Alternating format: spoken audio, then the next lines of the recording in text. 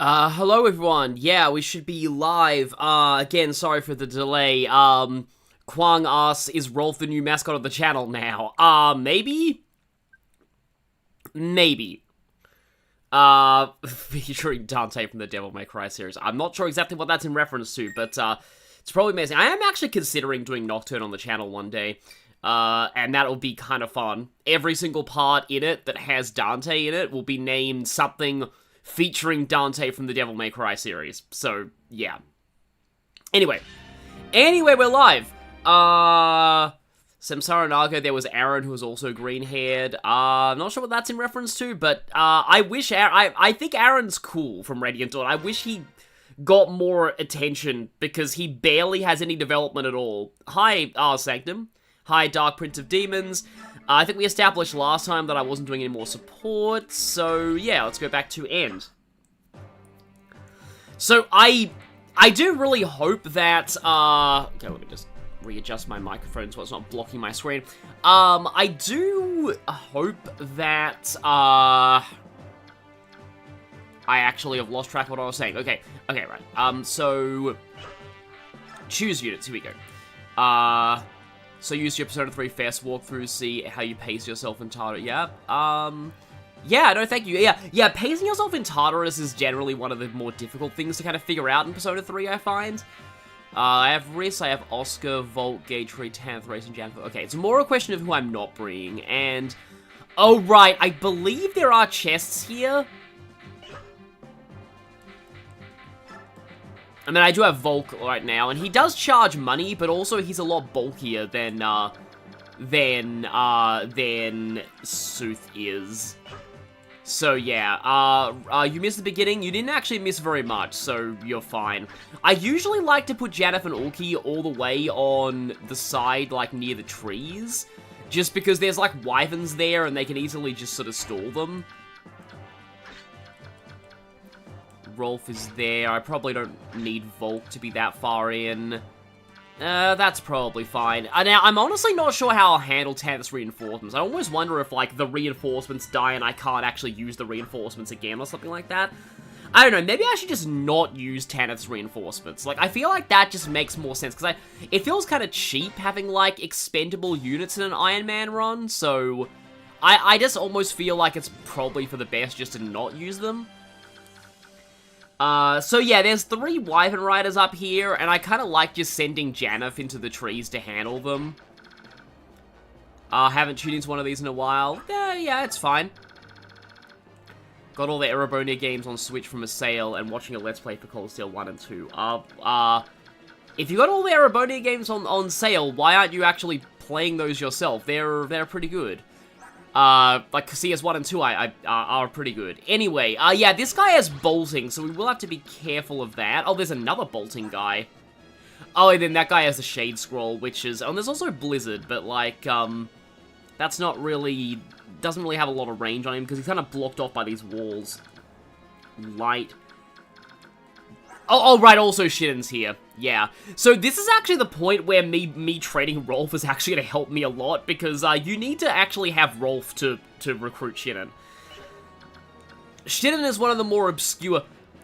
Oh, right, CS1 and 2 aren't on Switch. Right, forgot that. Yeah, because Xseed, I guess. Also, there's a warrior here, which looks kind of cool.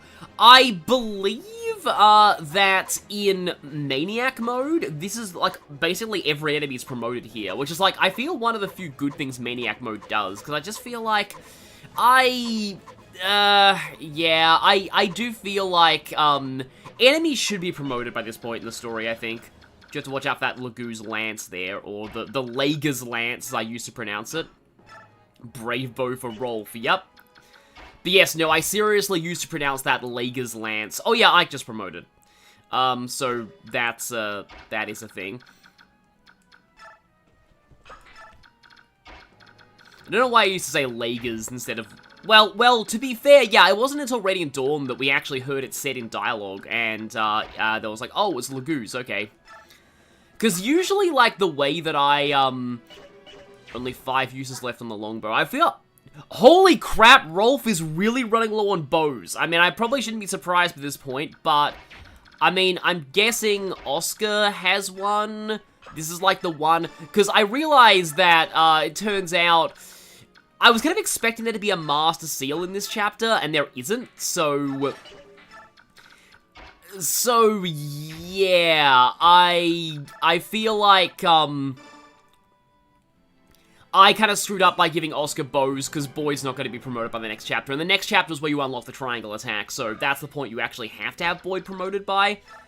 So, yep. However, he's not doubling, unfortunately. That guy has he has a short spear, so, and there's a bow guy up there. Maybe I should actually use the javelin.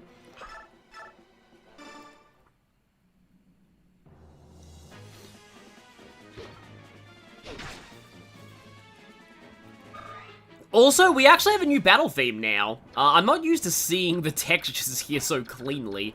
Kind of used to things being a little bit blurry, but it is kind of funny to me just how... I mean, I really should save this for, like, later, but also this is funny. Whee! Boom!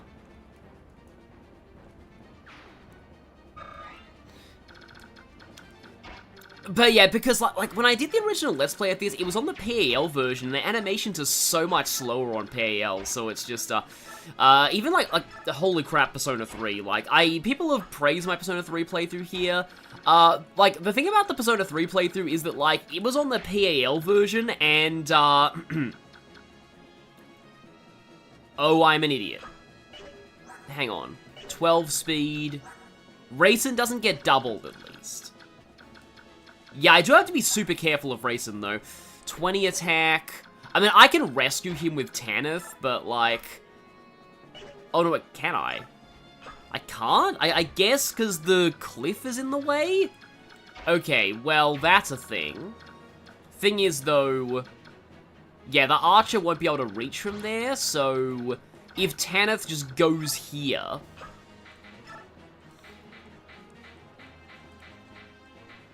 She's probably fine. Because, you know, she's Tanith and she's amazing. Of course, taking the cheap shot here. For some reason, we're on a mountain now. I guess that's why, you know, the terrain there is cliff, even though it's just a bunch of stairs. But yeah, like, I was using the PAL version for Persona 3, and, like, holy crap, is that slow. Like, everyone feels like, oh, Geisha looks so clean here. Like, I do like this, like, kind of HD... Like, this is kind of almost the HD port that I always wanted of Path of Radiance. It's kind of how I felt like, Also, yes, different enemy phase theme, too. I like when Fire Emblem games do that. Okay, now you're doubling. But only because the guy has a Seal Lance. But yeah, like, I sort of wanted more of an HD port of Path of Radiance. If we could get a thing like the Nocturne remaster... and we get, like, an HD port with voice acting from the Heroes cast for Path of Radiance, that would be cool. But, like, I don't know if that's gonna happen. Plus, a lot of people hated Nocturne HD anyway, and I kind of get why people hated Nocturne HD. But, like, I mean, I never played the original, so it was kind of fine for me. And, like, I don't mind the cutscenes being at the same resolution as they were in the original, because, like, I was, you know, gonna play them in the original anyway, yeah. Plus, I got Nocturne HD for fairly cheap on sale, so, like, I didn't really mind personally, but yeah, like, I have very low tolerance for a lot of things in gaming that are deal breakers to many, many, many, many people. Soren is not doubling with fire, but he's doubling with this. Unfortunately, he does take a big chunk of damage in return.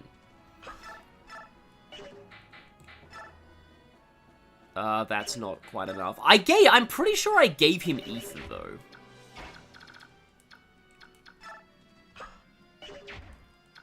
I was gonna say, let's just do chip damage with Rolf, and then I realized, oh wait!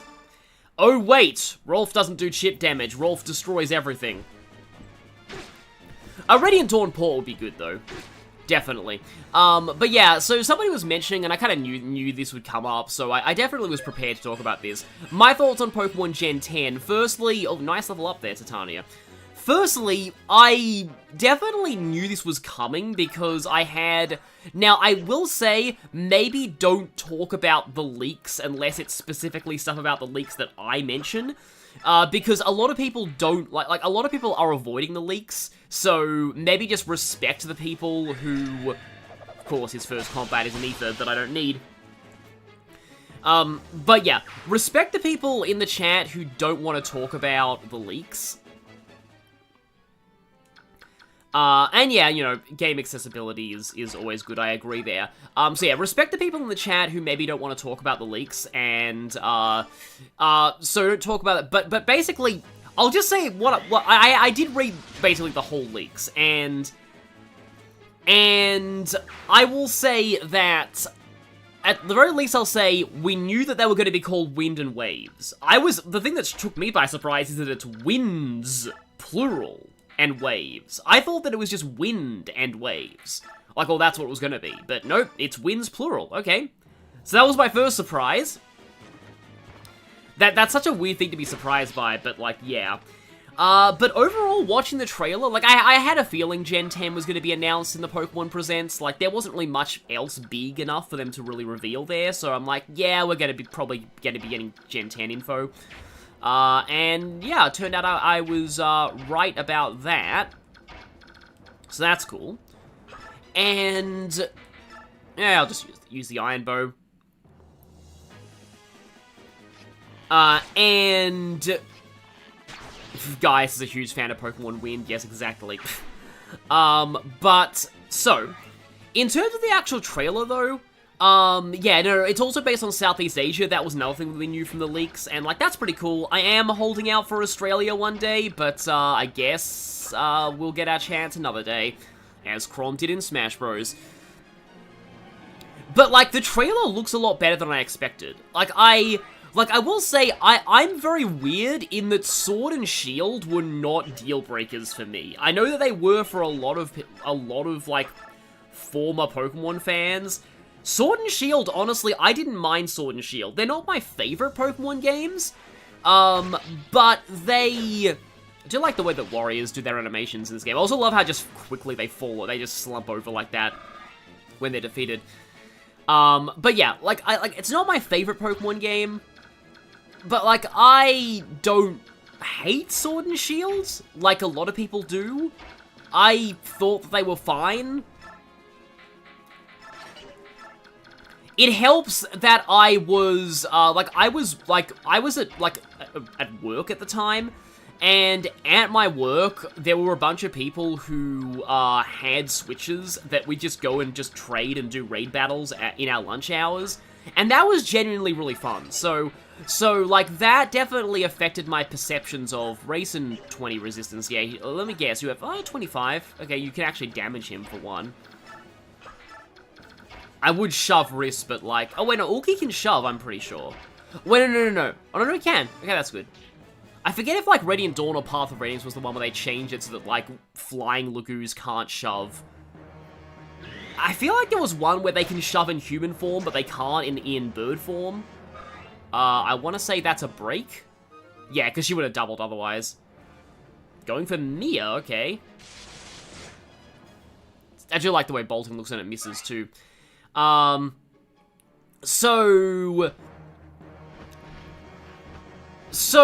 yeah, anyway, plus I usually do a lot of multiplayer stuff as well, so, like, Pokemon already has a built-in post-game for me.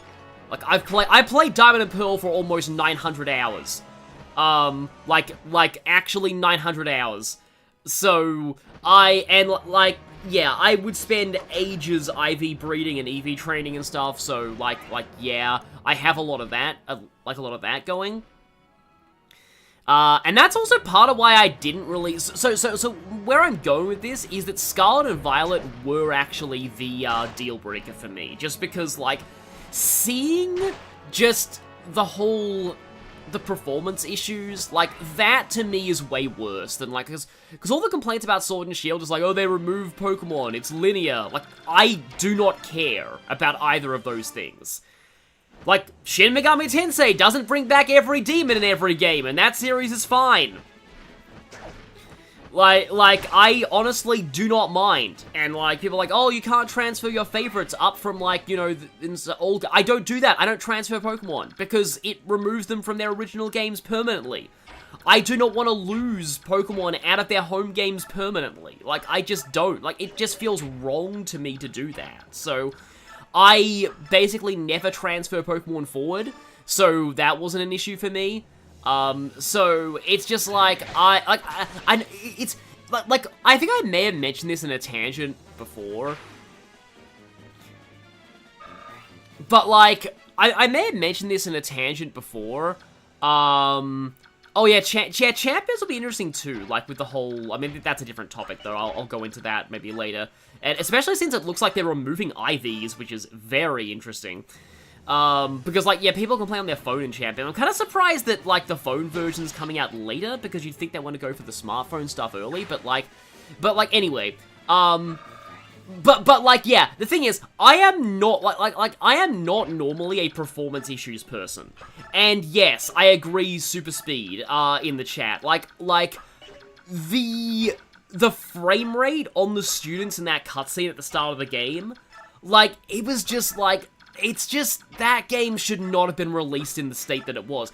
And it kind of proved it to me when I saw people play Scarlet and Violet on Switch 2, and all of a sudden, the game actually runs amazingly, and it's like, oh, okay, right, so this game should just never have released on Switch 1, because, like, clearly it should not have released on Switch 1, given, like, how much better it, like, almost all of the problems that I noticed were gone in the Switch 2 version.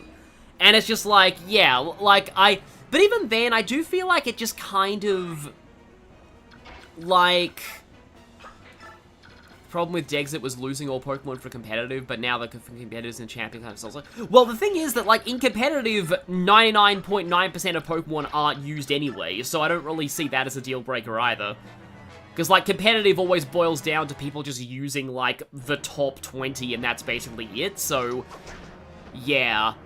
There have been some competitive formats. Honestly, I feel like the Genies were a mistake in, like, Landorus in particular was a mistake, but, like, I think it's finally starting to lose its dominance a little bit, but, like, anyway. And that is the thing, Ashen Star, like, I genuinely love the Scarlet and Violet Pokemon in theory. Now, a lot of them are very broken, but, like, it has probably my favorite batch of new Pokemon since maybe, like, Gen 4 or something? Oh yeah, by the way, Nasala's still against us, and he's sending his crows as, like, mercenaries to fight for Daein. But, like, yeah, so I really like the Pokemon a lot, in theory. I like the starters of Scarlet and Violet. The characters are very good. The story writing's pretty good. I will say I don't like Starfall Street as much as most people do, just because I am not a big fan of bully revenge plots. I don't really want to go into the reasons why, but, like, I always find bully revenge plots very iffy. So that's why Starfall Street doesn't really appeal to me the way that it does a lot of other people. But like, the characters involved in it are pretty interesting. And, Penny's good. Penny's very good. But Nemona's definitely one of the more interesting rivals we've had. Arven's really great. Like, who turns out to be the ultimate villain of Scarlet and Violet is fascinating. Yeah, I will say that one of the problems I had with, like, Sword and Shield was, like, Chairman Rose, seriously. Like, it really, like, Chairman Rose, the fact that he somehow managed to dethrone, vanilla, like, non-remake Team Magma and Team Aqua, and also, yeah, Lysander, as, like, worst Pokemon villain, is an achievement. Is a massive achievement. In fact, I've heard of a Fire Emblem fan game that straight up says, so we wanted to make our villain a version of Chairman Rose that doesn't suck. It's just like Scarlet and, like, Sword and Shield did not need a villain. Like, that's my opinion there. Like, Sword and Shield did not even need a villain. Yeah, he can only shove Rolf, I thought so. Like, it worked well as a sports story. Like, Leon is the antagonist of that story. He's, like, the ultimate sporting champion that you were just so determined to defeat. And then when you finally do, he's like, I'm so proud of you, somebody actually beat me. Like, the moment where, like, you finally defeat Leon is genuinely a really nice moment, I find. Okay, I seem to remember that I usually like to snipe this guy with siege tomes of my own, because otherwise it's hard to take him out without also getting into Shinnen's range. I will say, though, Legend ZA definitely fixed a lot of things about the original, Carlos story. Let's just say that some of the villains who were bad in Carlos originally were a lot better in Legend ZA. So that's also an accomplishment. But, anyway, yeah, I wish that they just let Sword and Shield just be a sports story. Like, because, like, portraying the Pokemon League as a sporting tournament, like, that's honestly a cool idea. Oh, right, yeah, that's a weakness against Tanith. And that's more damage than I thought. I need to be paying a little bit more attention here. Hello there. Yeah, AZ just gave a massive glow up to Team Flare in general. That wouldn't have killed him. I'm pretty sure that wouldn't have killed him. Yeah, apparently, like essentially the anime was like the Pokemon Z that we should have got. But they decided to go straight to the next generation instead. Ah, now I have Transformed Raisin. Yes! Transformed Raisin, I can chant for 4 people at once. That is gonna be very, very, very fun. I just need to figure out where to position my people so that that actually works, so... Yeah, here's the thing. Yeah, that is annoying that it's not quite a one-shot, though. Gotta remember to continue to lock in Shinnen's range, but, like, yeah, I do need to keep Tanith away from the Blizzard. Maybe I should actually... hit the... Because as long as people don't have 1 to 2 range, Shinnen is I'm totally safe luring Shinnen with anyone. Like, I'm not gonna kill him. Yeah, no, I've heard that in general, the X and Y anime is very good. I did watch, like, the first episode, just because I've mentioned this in the chat, like, previously, the whole Fletchling, that playing on repeat was very annoying, but, okay. What about Gamble? I mean, I could try this. It's probably not gonna work, but I can try this.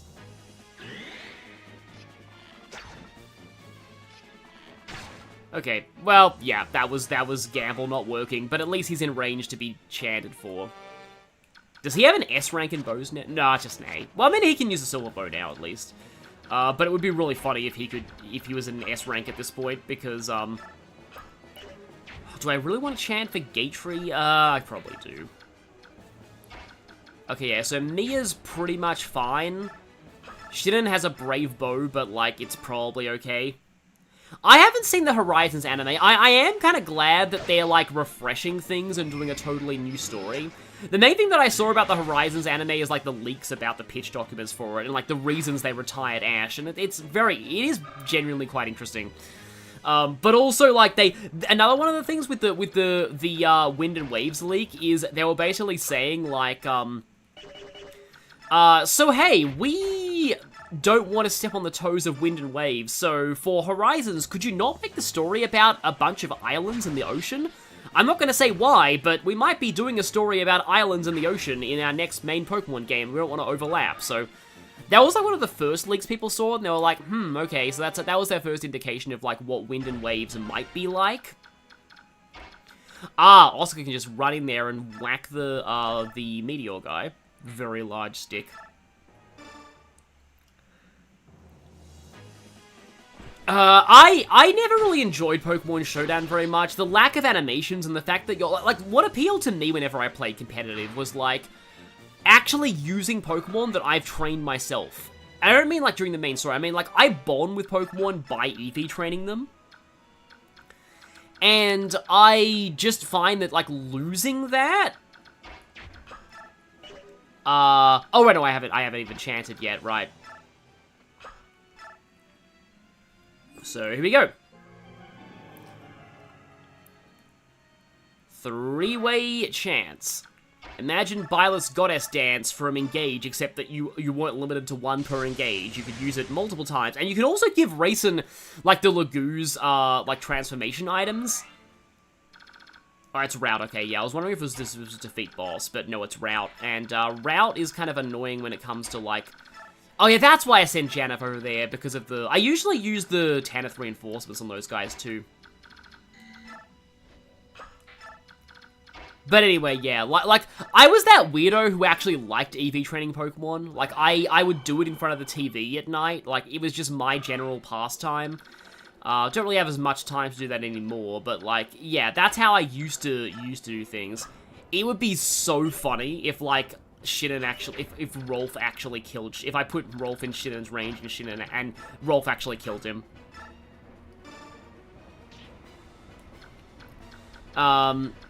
But yeah, and also, yeah, we found out about the, abilities of the, Carlos Megas, which, another reason why I had issues with X and Y, is just like, why, why didn't the Carlos starters get Megas to begin with? Like, why? Because, like, at the time, yeah, like, that was my problem with X and Y, that it was very, very Gen 1 pandery. Like, it was very much designed for people who hated, Black and White. And because I love Black and White, like, the game was just like, eh. Wait, it's automatic? I didn't know this! Oh, that's interesting! You know what, I guess the reason why I'd never seen this before is because usually Rolf is not strong enough that I can actually put him on the front lines.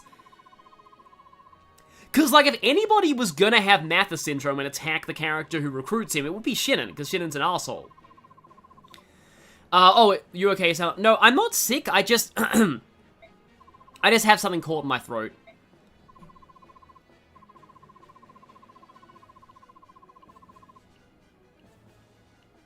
The good news is, this doesn't recruit him immediately. So, it's not like he's gonna recruit himself and then instantly die. Like, I know that, Pala and Katria have that problem in Shadow Dragon, where they'll immediately talk to Marth and recruit themselves, but they do that at the very start of the enemy phase, and they usually do it while they're surrounded by archers, so they're like, "Hi, Marth! I see that you helped Minerva, we're gonna join you!" Wait, why are there... Oh, wait, we shouldn't have defected while we're surrounded by archers. Ah, and they just die. But yes, Rolf Gaming, exactly. I know Rolf is Shinnen's morality pet, I just didn't expect him to actually initiate the conversation himself. Okay, well, yeah, that's fine. Yeah, it's one of the, like, Rolf is, like, literally the only person Shinnen is nice to.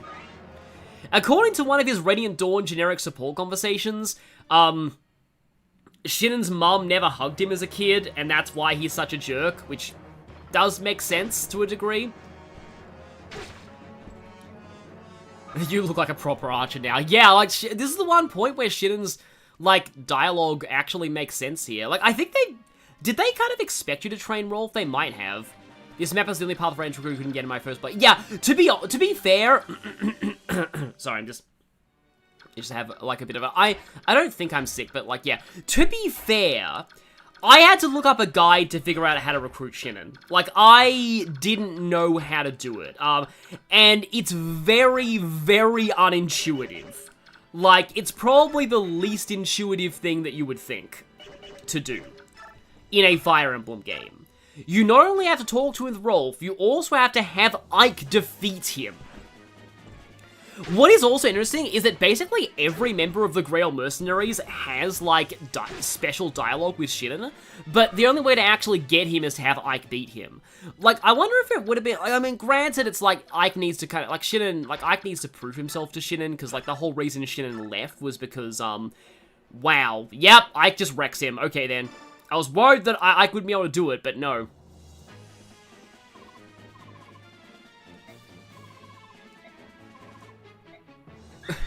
Watch yourself? No, you watch yourself.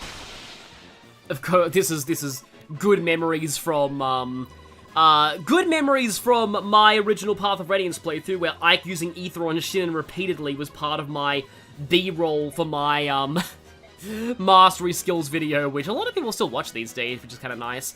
But yeah, a lot of people in the comments of that video were saying things like, watching Shinnen get ethered in the face repeatedly is very satisfying. So yeah, there we go. Yes, he deserves that. Let's not get rid of the Brave Bow, because... It's only B rank, right? Yeah, it's only B rank. I'm occasionally pressing the R button to check stats, and that's because I have muscle memory from FE7 now. I've been recently replaying FE7 a little bit. Rolf has officially graduated from Rolf's bow. 8 damage times 4. But yeah, Brave Bow time. It is so weird to me that Brave weapons are only D rank in these games, because, like, they should have realized how ridiculously good Brave weapons are by this point. Like, they should be at least A rank. I forget which was the first game to make them A rank, but... Or are they A rank in Thracia? I think some of them are A rank in Thracia. Because I'm except for the Brave Axe, which I am utterly convinced the Brave Axe in Thracia was originally supposed to be a Halvin exclusive weapon. Because it's like only D rank, you get it from Halvin's house. Halvin has an unused weapon lock. Like, it clearly was meant to be his personal weapon, and somehow they're like, no, let's have Dagda be able to use it too, because that's balanced.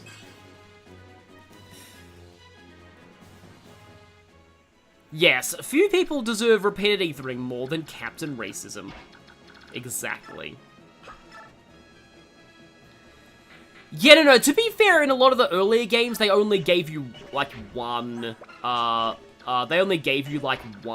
of each Brave weapon, which is also true of Thracia, so, yeah, no, that makes sense. Like, and also they use up their uses twice as fast as most characters do. Weapons. The only games with the Brave Bow was A rank were Awakening and Engage. Oh, okay. Not even Fates? Also, I do like this song. Like, it really says something that this song made it into... Volk hasn't moved. Yeah, he hasn't moved. This song made it into Smash Bros. Completely unaltered. It's just like, yeah, let's just straight up put the Crimea Advance theme just in Smash Bros. With no changes because it's just that good. So yeah, let's just chantify you. Ignore Ulki for a moment. I accidentally put him there thinking that Raisin had already moved. And I'm like, oh, I could chant. Oh, wait, Raisin's one of those people that I need to, like, make move. Okay, so now I can drop off Volk there. And then... Okay, now I'm luring you in, and then I can leave the boss for the moment. Also, I'd love to talk about how hilarious Tornado is, but we'll get there, trust me. Oh yeah, this song does play in Subspace. Which is the next unit button? Oh, it's this button, okay. Again, that's probably also GBA Fire Emblem Muscle Memory. Oh, it's called the Crescent Bow in Fates, which is basically the Brave Bow, yeah. It's so weird that Fates has, like, those weapons that you can never actually get, that are, like, enemy exclusive, like the throwing weapons with no drawbacks.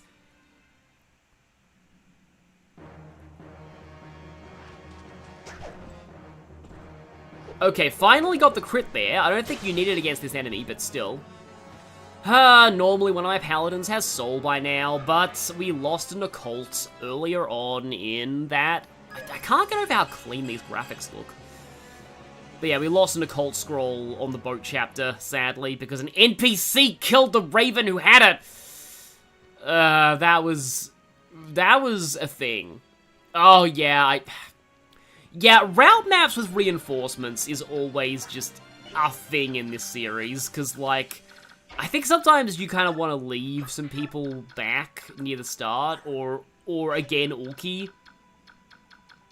I'm kind of wishing that I could warp people at this point, but, like, obviously I can't do that. Although Soren actually can use staves now, so let's do that. I mean, Knife Soren would have been really funny, but yeah. Has Makalov died yet? Unfortunately, no. Unfortunately, no. So, how does Titania do against Mr... Oh, that's more damage than I expected. So, yeah, Tornado! Amazing! The A-rank Wind Tome, 6 might. Iron Sword, 5. It's 1 more might than an Iron Sword. And it's an A rank tome.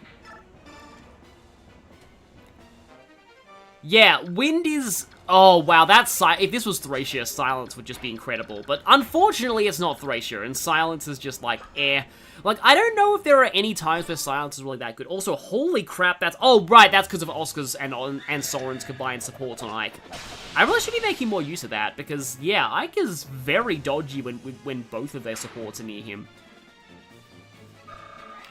Whoever made Route plus Reinforcements, yes, exactly. Route plus Reinforcements is never a fun combination. Just, yeah, Route plus Reinforcements. It's its whole thing. I forget if this boss moves, but I want to say that he does. Oh, you have the Lagoose Guard for some reason. Oh, right, Oscar can just bonk this guy with a very large stick. That damage is kind of high, but I doubt anything else in the vicinity is much of a threat to Oscar. Kayaki. I like the purple hair, though. And yeah, Tornado looks cool, at least. I mean, if it doesn't miss, but it looks pretty cool. I let them get too close. That almost makes me feel like he should have had a Siege Tome. I don't know if he does on Maniac. This was kind of before Fire Emblem started changing up the enemy inventories on higher difficulties, but I mean, apart from the weird, like, Lagoos in... I found Route plus Reinforcements fun. It depends on the map to me. Like, I don't really mind Route plus Reinforcements, as long as those Reinforcements don't spawn in areas that it takes you forever to actually backtrack to. Like, Reinforcements in route maps that force you to backtrack, that's the real problem to me. But anyway, you're on Chapter 17B of Thracia right now. For some reason, only one of the Silence Priests has beef with Salem and keeps silencing him and only him. I'm sure there's probably some kind of quirk in how the AI does silence in that game. I know that in the GBA games, the AI is very weird about silence. Like, they target people based on who's lowest in the deployment slots. And they also are programmed to only target characters who have a magic stat and have a staff in their inventory. So if somebody only has tomes, they will never attempt to silence them. And you can prevent people from getting silenced by taking away their staves. I guess they want to prioritize silencing people with restore stars, but it is kind of silly that it's like, only silence somebody if they have a magic stat and a silence staff in their inventory. Well, there's Vantage plus Adept activating. Have you played the Sonic Crossworld's new characters yet? Yes, I have. I've been playing a little bit of the Wispangle Festival. I'll continue to call it that. I've already made a Wispangle car and a Wispangle board. So also, nice Mia level up there. Pretty sure she hasn't even had an energy drop either. But anyway, yeah, I've been playing them, and, it's been pretty cool. I, like, Tangle being... yeah, this is where I also usually summon the reinforcements with Tanith, because, like... See, again, like, this is where I have a problem with, Route plus Reinforcements, is that... Like, you need to now backtrack all the way to the start of the map just to fight these reinforcements, and it's just overall not a very fun time doing this. So, yeah. At least I can still chantify. I like saying chantify. But yeah, no, the new characters are cool. A lot of people are complaining about the fact that they don't have voices in Crossworld, despite the fact that they do actually have voice acting in, like, the new, like, Tails Tube and all that stuff. And there are mods that give them voices. So I've seen that. Like, they're apparently fan VAs and not the actual official dialogue, but, like, the fan VA is pretty close to the official voices for Tangle and Whisper. So, like, yeah, that's pretty cool. Like, I always feel so bad fighting Lagoos before they transform, but like, I may have to. Mia's magic growth is fairly decent, so like, it's not out of the question that she has high magic. I guess they really want you to... I mean, I have the Sonic Sword, and I'm probably not going to be using it on Tanith that much. Maybe I should give Mia the Sonic Sword. And that just makes it sound like it's a... I didn't intend for that to be a Sonic reference. The one time, I'm not trying to make a Sonic reference. But anyway, yeah. Yeah, Joker, I would have, like, mained Joker if it weren't for the fact that he has no voice acting. I did find a mod, because it's very easy to just mod in Joker's generic voice clips from Persona 5, but, like, even then, the mod that I'm using for Joker, I don't even really like it. I think they didn't really use... Oh, yes. I forgot that scroll was here. But, like, they didn't really use a lot of the voice clips that, like, they weren't very creative with it. Like, I feel like they just used all of the, really, the most basic of basic Joker voice clips, and, like, there were a lot more voice clips they could have used, for him. I do like the Ichiban voice mod that I have, though. I love how literally every single mod has, like, for Ichiban, has him saying, "This sucks," for his, like, no, like, lobby quote. But yeah, Ichiban has a lot of good voice clips. They also really like having him say, "Hell yeah!" Which is kind of a little bit outside the game's age rating, but still. Rolf, please don't get hurt too bad. That's a bow! I am very glad Janeth isn't transformed. Also, untransformed Lagoos do have very janky, like the hands on them. I said earlier that I'm not really one to criticize Path of Radiance animations very much, but like, the hands on untransformed birds are very janky looking. They really just look like balls with like lines drawn on them for the fingers. But anyway. Yeah, Miku is voiced. She's the voiced in air quotes, but Miku is. So she's kind of the only one who is.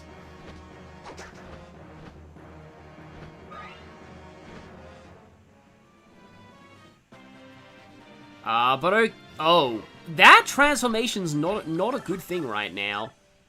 But, okay, good, exactly enough damage. Yeah, Miku does the acapella Crossworlds theme for the victory. Every DLC character does have their own victory theme, though, which is cool. Even Tangle and Whisper, despite the fact that they're technically the same as the other Sonic characters, but yeah. Coins are good if you're transferring to Radiant Dawn. But yeah, I still find it very weird. Like there was a thing on like Serenade's Forest that was like coins carry over to Radiant Dawn. However, coins are not for collecting, so don't fret if you miss any of them. I'm like, what does that even mean? Like, I was always very confused by that statement on Serenade's Forest. I mean, it probably means like it's not like you have to worry about getting every single coin in the game. Like, that's probably the reason, but like 19, 12, yeah, she should be okay. But yeah, like, that's probably what I meant, but it is always, like, the wording on that always struck me as very strange, and that's probably just a me thing. Also, like, I am running very low on a lot of weapons, and that's probably because we just went through the Serenade's Forest chapter. Speaking of Serenade's Forest. Oh, wow, yeah, we're gonna be getting Silent Ninja Turtles that in Crossworlds. I kind of forgot about that, because, like, and then Avatar also is coming, and, like, yeah.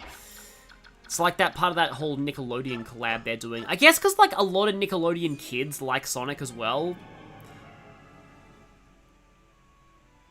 But, like, Sonic X wasn't on Nickelodeon, though, was it? It was probably on Kids WB. Yeah, like, it was probably on Kids WB. I mean, I never had pay TV as a kid, so I never really paid much attention to that kind of stuff. Oh, right, yeah, effectiveness bonus is only ×2 in Path of Radiance, so, Janet can just, she's not actually that worried. And yes, oh, Ichiban's victory theme is just the regular victory theme from Like a Dragon. Which is still pretty cool. And he also gets As for Delos, or the mini-boss theme from, that would have been a kill if we'd had triple effectiveness. Just saying. From, Like a Dragon. There's not a lot of... Oh, and actually, no, Ichiban does... There is a sticker of, like, the Aloha job agency, And there's also a, one of his emotes in the lobby is based on, like, Hawaii Ichiban. So there is a little bit of Infinite Wealth representation, but, like, not a lot. It's mostly like a dragon. No,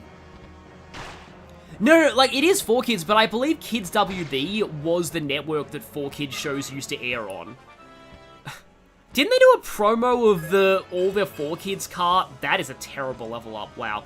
Of all the 4Kids cast seeing Star Spangled Banner, so we get the cursed image of Sonic and, like, I think Yugi seeing Star Spangled Banner? It was... 4Kids promos were weird. I thought, yeah, Gotta Go Fast is kind of cool. Like, I was really into the Japanese Sonic X opening theme back in the day. Like, because I used to watch a lot of people doing, like, commentaries over the Japanese Sonic X episodes, so that was kind of more my thing when I was, in my late teens, and, so, like, Sonic Drive, the first one, like, that was the one that was really stuck in my head. S-O-N-I-C, go! S-O-N-I-C, go! Go, go, go, go! Let's go! I had that on iTunes as well. I still, like, if you haven't looked up, look up the English cover of Sonic Drive, because, like, it is insanely impressive. It is insanely impressive to me that they managed to do an English cover of that song, because that entire song is, like, rooted in cross-lingual wordplay. Like, the whole of Sonic Drive is basically all about, like, making puns that are like, this Japanese expression sounds like this English expression. So the fact that they were actually able to, like, kind of localize a lot of those in the fan English cover is absolutely incredible. Yeah, exactly. Inside, outside, and then Issai Gassai. And then there's Abunai Yo and Have a Nice. Like, that entire song is basically just, like, English, Japan, like, they're, like, basically making cross-lingual puns the whole way through that song. So yeah, the English cover is really, really impressive, to me, for that. Yeah, wordplay and song translation is hard. Combining both of them together is very impressive. It's not just that. It's the fact that it's wordplay in two languages at the same time. And so they actually, like, they did manage to come up with, like, English equivalents of all of those cross-lingual puns, in that song. It's just, anyway, it's hard to describe without actually, oh, that's the same singer as the Dragon Ball Z theme? I'm not surprised, honestly. Like, a lot of the Japanese anime themes do have a lot of overlap in their singers, but, like, that's cool. I never really watched much Dragon Ball growing up. Again, literally the only Dragon Ball episode that I ever saw was the episode where Goku spends the whole episode charging the Spirit Bomb. And then it randomly cuts to Captain Ginyu as a frog a few times. That is the only episode of Dragon Ball Z I ever watched, and that turned me off watching the show. So, yeah. It's kind of the lore of, like, whenever you try to give a show a chance, you always end up watching the worst episode first. That happened to a lot of people with Friendship is Magic. They, like Baby Cakes, the episode with, like, Pinky having to take care of babies, was, like, the first episode that a lot of people watched, and they're like, what is this? I mean, I don't even think that episode is that bad, really, but, like, there are worse episodes of My Little Pony. There's Mysterious Ne'er-Do-Well. I still think, to this day, that's still probably the worst episode of the show. Although, I'm sorry, I'm tangenting hard here, but I'm just mopping up the last enemies in this map, so, like, I have time for tangents. So, I recently discovered a website, thanks to, like, looking at Tier List Maker, that Tier List Maker owns a website that's called, like, episode ratings, where you can see the average, like, review rating of various episodes, of, like, the whole, of, like, every episode of certain TV shows. And it is, like, honestly, I don't like it. Kageyama formed Jam Project around 2000 and they're everywhere. I assume that's the singer of Sonic Drive and the Dragon Ball Z theme. Ah yes, Brony Clinky makes an appearance. one day, maybe on my Sonic channel, I might do a LOL video of, like, ranking every My Little Pony episode. The problem is, I actually missed a whole lot of episodes in Season 6, because Season 6 sucked. So, I would have to go back and watch most of Season 6 before I can actually rank every episode. And that's going to be not a fun experience, because again, in my opinion, Season 6 sucked. Yes, Chris Thorndike's maid is voiced by a man, is voiced by Mike Pollock. That's one of the things that well, I wouldn't say it hasn't exactly, I think what's aged worse is Tanaka being voiced by somebody clearly doing a awful stereotype Japanese accent, which is terrible and racist. But anyway, let's, like, not get into that. Oh, Kageyama was also singing for Alex's theme in Street Fighter 6. It's so... I'm sorry that I'm tangenting all over the place. Automatically best stream again, exactly. I'm sorry that I'm tangenting all over the place, but let me just address that. It's so funny that, like, what they've done for Alex in Street Fighter 6 is... let's have him be like a real wrestler, and let's give him a heel arc, so he's a heel now. Like, that's genuinely a very interesting way to do a character who's, like, literally a pro wrestler. Is like, Alex has gone villain now, he's in his heel arc. It's just kind of funny to me. I haven't... Oh yeah, Shinnen joins now, by the way. I haven't seen the She-Ra reboot cartoon. I've heard the whole Cat Fedora thing is a trip, because she gets, like...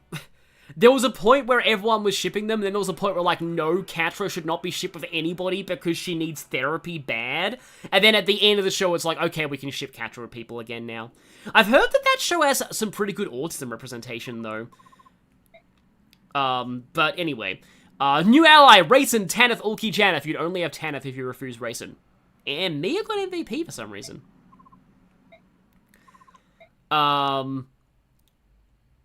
Kenny Omega, the wrestler he's now based on, is in mocap, literally mained him in Street Fighter 5. Yeah, that doesn't surprise me. Oh, we can get Rolf and Riss A. Gatry and Shinnen. Oh, right, yeah. Their supports are kind of funny, admittedly. Oh, Shinnen and Rolf can support, but, like, eh. Oh, I forgot to talk about Shinnen as a unit. Shinnen is bad.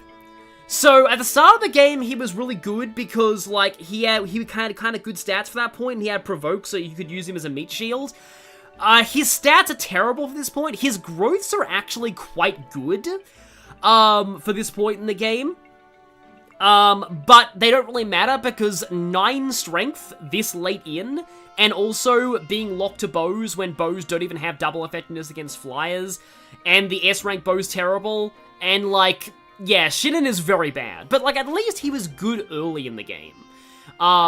He was good at the very start, which is more than can be said for some people, but, like, using Shinnen from this point onwards, and it's kind of a shame because, like, Shinnen in Radiant Dawn, sadly, because he's still racist, is very good. Like, Radiant Dawn Shinnen, like, archers are legitimately very good in Radiant Dawn, crossbows are amazing, his base stats are really good, his growths are really good, Shinnen and the double bow is amazing, Shinnen in Radiant Dawn is genuinely a fantastic unit, so getting him transfer bonuses in Path of Radiance, good luck! Good luck doing that! If you can somehow do that, I'm very impressed, but, like, yeah, he's very bad now. So, anyway. Also, Rolf got 2 coins as a marker of his kill count against, Have we ever forged Rolf a bow yet? I don't think we've done that. I actually don't think we've forged Rolf a bow before, so... You know what? I think I was waiting until Steel became available. So here we go. Yeah, max that, max crit, max hit. Rolf deserves the absolute very best. Don't need to lower its weight because we're fine, because Rolf's strength is above 9. Yeah, you'd have to use stat boosters to get him transfer bonuses, exactly, yeah. But, like, anyway. So, I'm gonna leave this one up to the chat, and while I'm waiting on the chat, we haven't lost any units yet, by the way. While I'm waiting on the chat, I'm sure everyone's just gonna call it Rolf Gaming, I just realized. Shannon is such an ass that, like, he doesn't need to improve, which suits him so nobody feels pressured into thinking he's good, exactly. Yeah, this is getting expensive. In the Japanese version, forging costs were, like, double what they are here, or I think even triple. So, like, in the Japanese version, there's a reason you got... I always said this in earlier streams. There's a reason you got so much gold in the Japanese version. Because, like, forging was very expensive there. They heavily cut things down. Yeah, a lot of people are going to say Rolf Gaming, I get the feeling. So, I was talking about before, shit and trash, actually, honestly... Rolfulcopter? Honestly, Rolfulcopter is not a bad idea. I know everyone's saying Rolf Gaming, but I am very impressed by Rolfulcopter. I'm kind of sorry, but like, I want to see if I can fit it for the first bar.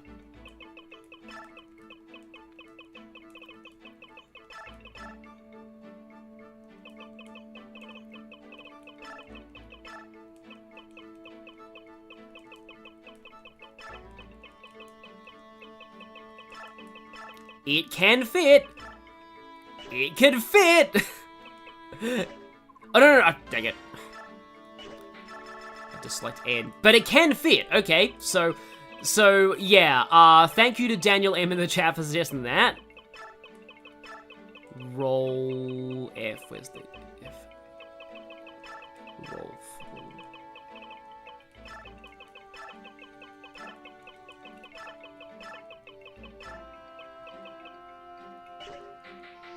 There you go. I don't know what, I'm gonna make it yellow for some reason. Fortunately, I've set it to convoy at this point. Rolfulcopter, you have won the internet. Yes, exactly. Okay. I want to keep that longbow around in case I need it, but I think I'll definitely take Rolfulcopter. Okay, yes. And yeah, I need to buy new weapons for, like, everybody right now. So, what new axes we got? I still think Mustang looks terrifying.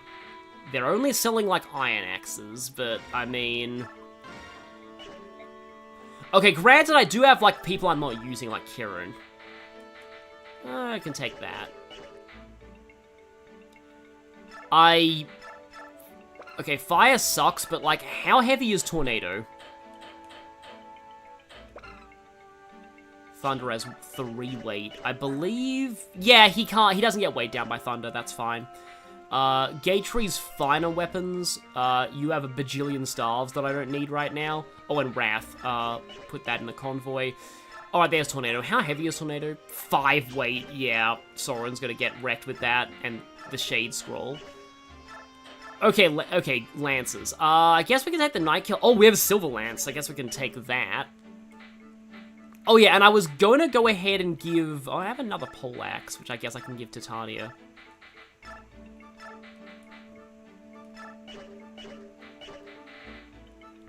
And yeah, this next chapter is definitely interesting. For a lot of reasons. Why haven't I given the full guard to Tanith? I am insanely dumb. Because, like, yeah, let's go ahead and give you the full guard. Obviously, we are equipping that. But, yeah, I'm gonna be giving the Wind Sword to Mia. Or the Sonic Sword. I don't like... I mean, I guess with the Lagoo's Lance, she could try and fight, like, crows. And I guess Slim Sword. Like, I don't want to seriously use Tanith that much in this run. I use her too much already. Yeah, Mia definitely needs some... Honestly, I kind of want to get rid of the one-use Killing Edge. I mean, I guess maybe Iron Blade. Its accuracy does struggle a bit, though. Ike with the Steel Sword is fine. You missed, Rat Friend, you missed chapter 18, which was really just a route map with, like, with annoying reinforcements. It was fine. So anybody else need weapons desperately? I guess, I can take an Armor Slayer. And... oh, you missed us naming a Forge Bow Rolfulcopter. And actually, hang on, so...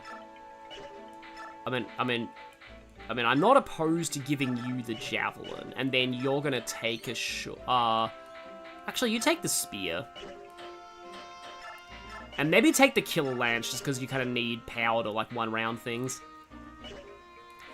Okay, yeah, we already have support. Now, this is normally... oh yeah, this Jill conversation. One, this is like peak character development for Jill, but also this is telling you you might not want to deploy Jill to the next chapter. It's not this chapter, but like, yeah. So this is where you get the info conversation about the triangle attack. If Boyd is promoted and Oscar is promoted and you chose bows, I don't think Rolf doesn't need to be promoted, I'm pretty sure. Then you, because the important point is that all three of them can use bows. Then you unlock the triangle attack for them. So I unfortunately missed that. Unfortunately, Astra's not leveled up. Now, I have Wrath, but I might want to save Wrath for potentially later for the Black Knight / Ashnard fights. Because Wrath would be very funny on, like, Rolf. The thing is, you would think to put Shade on Rolf, but, like, I want to say that doesn't override the fact that he's a sniper and can't counterattack at one range. Shade's a very weird skill. Like, Shade, I think, makes the AI think that you have weapon triangle advantage and can counter. It's not always reliable. In a way, I wouldn't mind Tanith getting Shade. Like, it's not super reliable the way that it does work, but, like, I think that it makes it so that the enemy thinks that you can counter and have weapon triangle advantage. And I think Provoke does the opposite. Yeah, so we missed the bow triangle attack, sadly. So, in this chapter, you want to deploy Rayson and either of Jennifer Ulki. You only need one of them. But like, yeah, both gives you more options, but you only need one of them. The thing about this map is there's a bunch of ballistas here, which is a little bit unfortunate. Okay, so who are we not bringing? We're not bringing Shinnon. Morim is pretty good. If we're not using Morim... Actually, I think I'd probably rather have Morim over Ulki here, because he's not weak to ballistas. Because I could give the Demi-Band to Ulki if I wasn't... by the way, Demi-Band doesn't work on Rayson. I'm pretty sure it doesn't, like... They're like, yeah, that'd be just dumb. So, yeah. I am almost positive the Demi-Band does not work on Rayson. Because that would be, like, they'd be like, yeah, no, that would be insanely stupid if that worked on Rayson, so let's not do that. So yeah, they were clever about that. They're like, yeah, nah, let's not let them do that. Which, honestly, fair.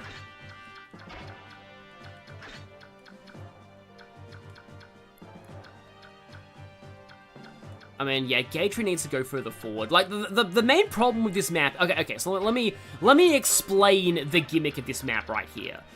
Oh, right! If you don't kill any of the Ravens, you get the Night Band, which lets somebody who doesn't have Kanto have Kanto.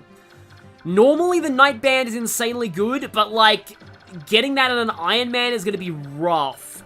Like, not killing this guy, because he transforms on turn 1... is kind of difficult. I believe you can actually lure Nasala turn 1. He's untransformed at this point. So, okay, so basically the gimmick of this map is that, here's Nasala, his stats are insane, and he also has Vantage. He can't be, for some reason his beak makes him immune to criticals. The Royal Lagoo's beaks, have a critical blocking effect that the game doesn't tell you about.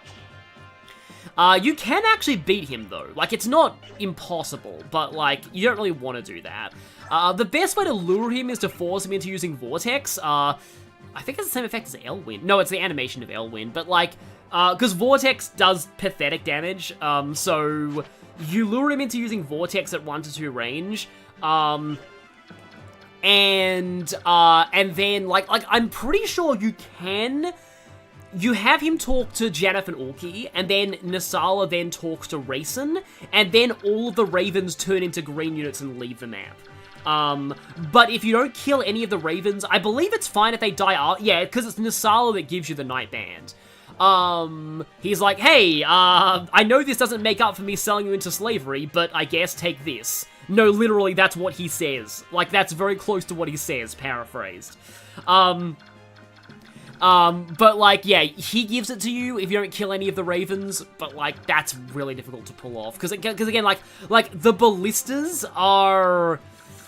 The ballistas are a whole thing. Like, trying to make sure you don't get killed by ballistas while you lure him is just kind of rough. Also, this is one of my favorite minor bosses in the game, and maybe even in the whole series, but I'll talk about him once we get to him. Oh, this is a defeat boss map, not route at least. But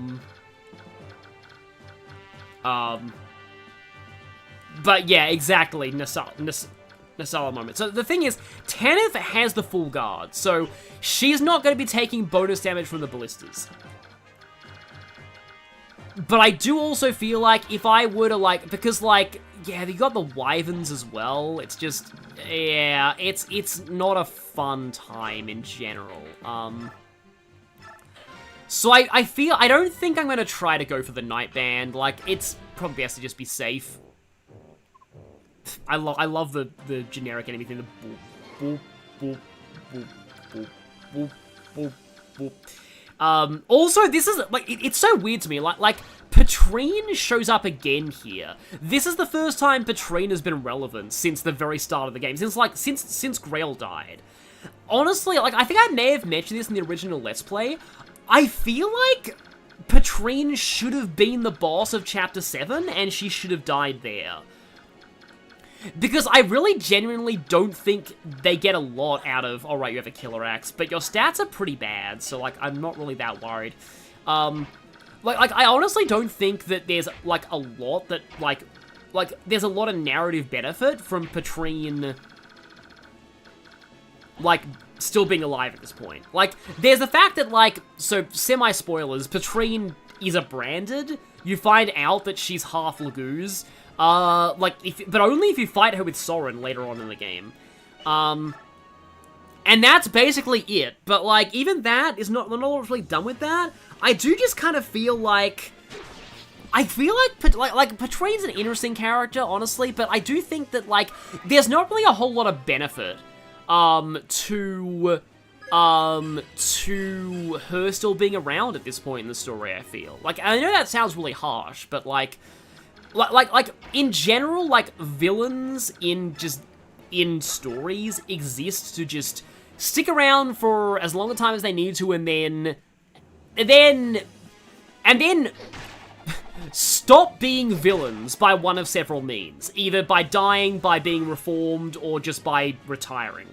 So, like, ultimately, like, every villain is, like, I mean, by nature, a villain in the story has to be a temporary presence, because if the villains win, that's usually not a very satisfying story. So, unless it's like a prequel, and then, like, you know that they get defeated later.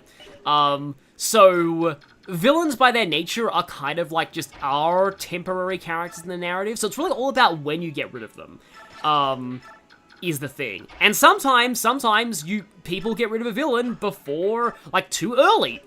Cough, cough, Kronya, cough, I'll just say. I honestly think Kronya would have been more interesting if Kronya had stuck around longer, because, like, I'm talking about it like she's in third person or something, but, like, legitimately, I do feel like Kronya is just, like,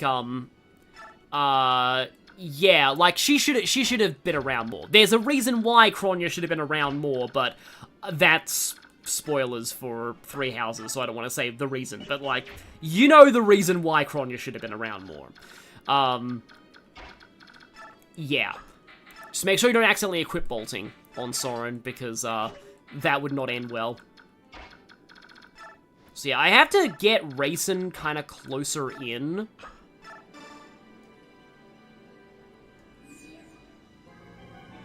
Yeah, she is one of the 4 riders. Narratively, it does make sense if it would have felt a little bit too big of a win for the protagonist if you killed her too early. I get that. I do get that logic. I do think that makes sense. But at the same time, there have been games that have allowed the heroes to kill one of the major members of the villainous group, like, early in the story. Oh, and now I'm realizing why I usually like to keep the Windsword on Tanith, because it helps her kill the Wyverns. But, oh well. Like, I really do want to get rid of those ballistas somehow. So we'll see how things go here.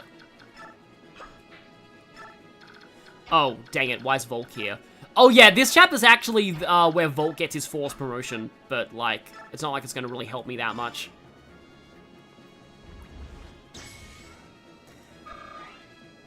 Kronya's just like, yeah, like, I almost feel like Kronya primarily exists as, like, a bait and switch for heroes. Because, like, clearly they're trying to trick you into thinking that Kronya's going to be, like, one of the major antagonists for, like, the story. And then they pull the big thing at the end of part 1. Because, yeah, like, a lot of the Slitherers, like, just kind of lose their relevance after part 1. And that's why you have the full guard. Okay, if Titania gets crit this... Oh. That's interesting. I know that's a weird reaction to my first loss. But, like, she was stuck. This forced me to rely on other people. That's honestly... I know that sucks. She doesn't die, though. She just retreats because she has plot armor, because she has to talk in the story. But, like, I should have paid more attention, because I'm like, oh, his stats suck, it's fine. But, like, yeah.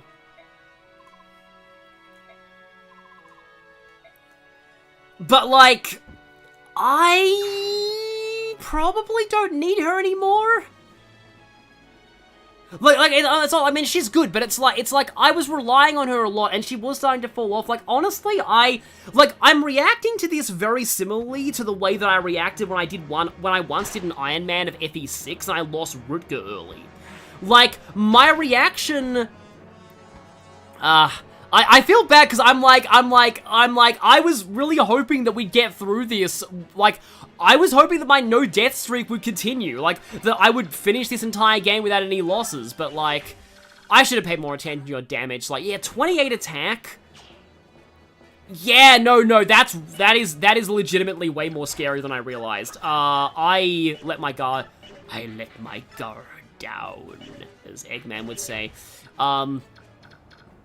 Yeah, that was like, because, like, how much do you do to gauge free? Only 6.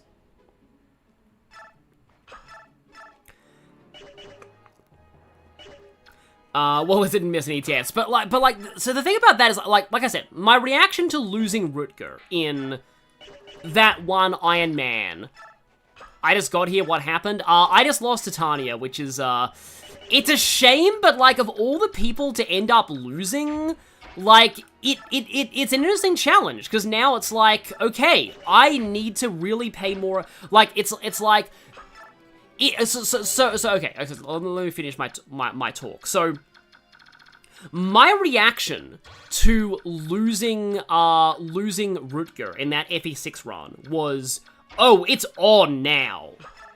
Like, I'm just like, it's interesting that I'm being forced to use people like maybe Fear, maybe that I don't normally use, because the thing about, like, doing an Iron Man is, I like it when, like, one of the cool things about Iron Mans is that, like, sometimes you're forced to adapt and improvise when it comes to, like, using non-conventional units. Like, using characters that you wouldn't otherwise think to use.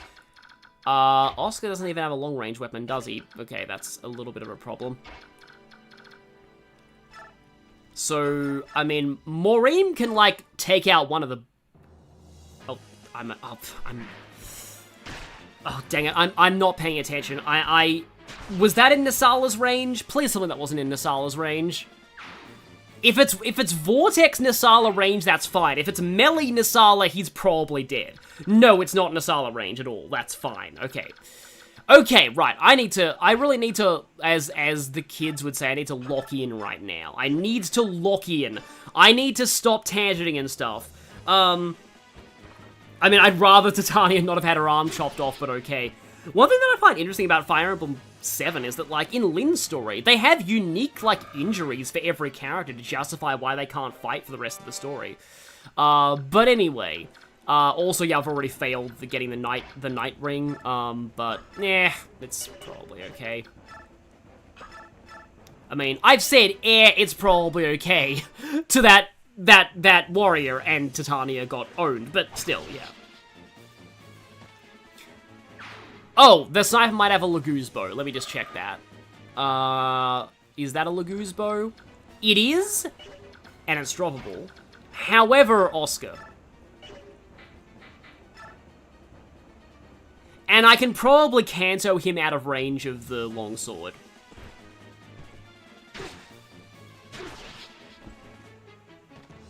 Yeah, so Titania is one of those characters that has plot armor. You still can't use them ever again if they go ding-dong, and yes, that's my slang for Fire Emblem characters being lost, because I was like a 12-year-old when I made that up. It comes from the sound of, like, the death theme in Fire Emblem 6. Ding dong, so-and-so died. So I would describe characters dying as, like, being ding-dongified, or having felt the power of ding-dong. Because I was kind of censoring saying die, because, you know, my parents were still not entirely comfortable with me playing a game where people actually died, so, yeah. So I used to call that ding-dong. I'll talk more about my... I have a lot of tangents about that I'll talk to if I ever do a Let's Play of Fire Emblem 6, and 7. But yeah, we did lose to Titania, which is unfortunate. So yeah, she got ding-dongified. However, I'm actually being really cautious with Rolf now, because if Rolf dies, I'm going to be very sad. Because not only does he actually die, but also he's become, like, the mascot of this run, so... He gets hit by that, and I think that's all?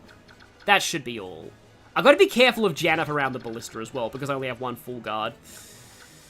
And I don't want to lure in Nasala before we're ready, because that would not end well. Oh, actually, hang on a second. I really want to save a use of the bolting for the priest pushing chapter, because I might need it there. Because we're gonna get Khalil next chapter, and she comes with, as I thought, that's a one-shot. Okay. Because, yeah, Khalil comes with Meteor. So we're gonna get another Siege Tome next chapter anyway. But, aha! Adept. Adept with Siege Tomes is genuinely pretty cool, though, because I want to say that's the only way they can double attack. Yeah, weight 13, but, like, I think it kind of is. But okay, that ballista is gone now, so we don't need to worry about that one. There is another ballista higher up, but, like, both of the main threatening ballistas are gone now. Yeah, normally I use the reinforcements to take on the ballistas, but as I said, I kind of just don't want to use the reinforcements in this playthrough. Just because it feels a little... Like, it feels a bit cheap in an Ironman to have fully expendable units. But the skies are relatively clear for Janeth right now, I think. I have to be very, very, very, very careful about racing too. Yeah, Titania is going to be recovered in time for Radiant Dawn, where she'll destroy everything. But, like, if I ever do carry this over to Radiant Dawn, it might be fun to do a, you know, deaths carryover rule. So, like, I can't use Titania in Radiant Dawn because I lost her here. So, I believe Ike is in... No, he's not in Soren support range. He's in Oscar support range, but not Soren. So if I put Soren here, just always make sure to never equip bolting on an enemy phase. Yeah, there we go. 45 plus 45 avoid.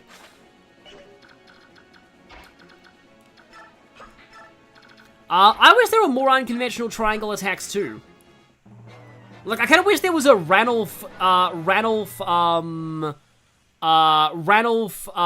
Lyre, and Kaisha triangle attack.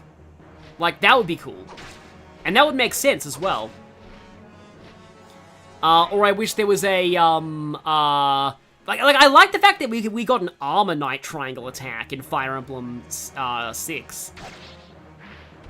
He's taking a little more, like, that is the thing with, like, Lagoos, they're all basically Jagans. Like, all of them are really good when you first get them, and then they kind of fall off. Like, I remember one guide, like, this is back in the days of, like, kind of bad game FAQs guides and the like. Of course, he doubles the Iron Blade guy. Of, like, bad game FAQ guides and stuff. But, like, this was, like, in the era of bad game FAQs guides. This guide was actually quite good.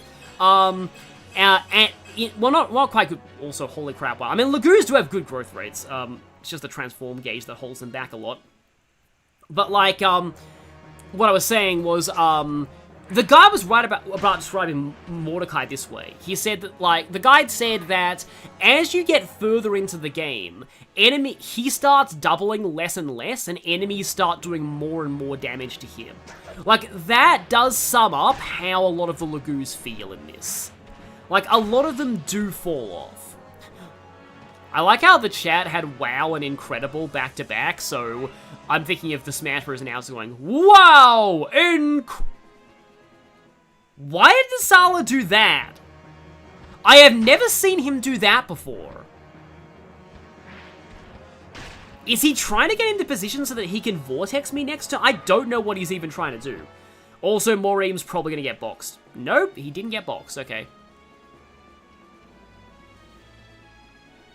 Yeah, I think the Ravens are on kind of like shuffle AI. The Ravens just makes me think of like, you know, Trails now. Oh, he is in Vortex range of Moreem now. Interesting. Okay.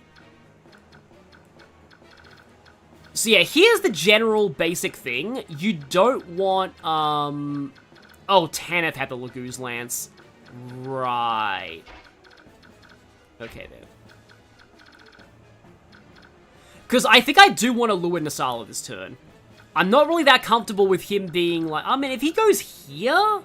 If he goes there, that's probably fine. To do that, I'm going to have to put somebody there. And that somebody is probably going to be Tanith. Oh, that's a Wyvern Lord, too. So got to watch out for that. And that's not in Ballista range, so... Yeah, I want Nasala to go here. Because that's better than most places that he could go right now. So I think I'm going to go for the... I mean, the Lagoos Lance will finish you, so let's do that. Clearly, yeah, low-key associate Trails with you because I watch most of your Skyrim make streams. I mean, oh, I was about to say something that sounds super arrogant. I don't want to say it. Like, I was about to say that, like, I feel like I'm one of the more popular, like, Trails... people who, like, do full-on Trails playthroughs on YouTube. Because, like, there's actually quite a lot of Trails Let's Plays out there. They don't really get a lot of views. Honestly, like, many of them need more love. Like, I've seen, like, full channels that have done, like, Let's Plays all the way up to Horizon. Which is, like, definitely, like, that's a long way to go in the series.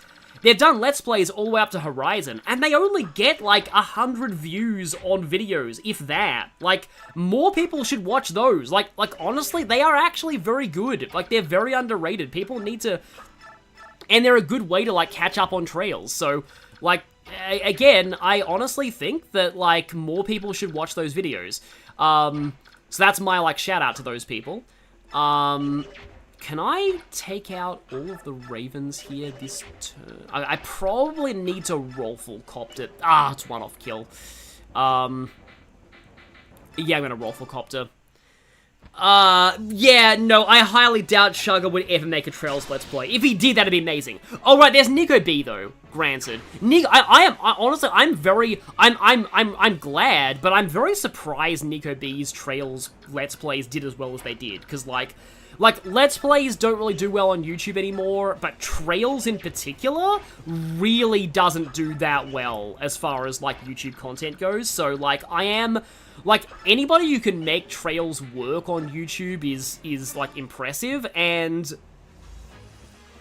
like I said, there's a lot of Trails Let's Play channels out there. I mean, granted, there was one that I found of Daybreak 2 that was very negative, because, like, people really don't like Daybreak 2. I think Daybreak 2 probably has, like, the worst reputation of any Trails game. It used to be, like, Cold Steel 2 that people didn't like, but, like, Daybreak 2 is definitely, like, definitely has a bad reputation in the fandom. I think Maureen getting hit with a ballista is fine. Yeah, Nico B... Oh, I forgot this was just a priest. I really didn't need to kill him, but oh well.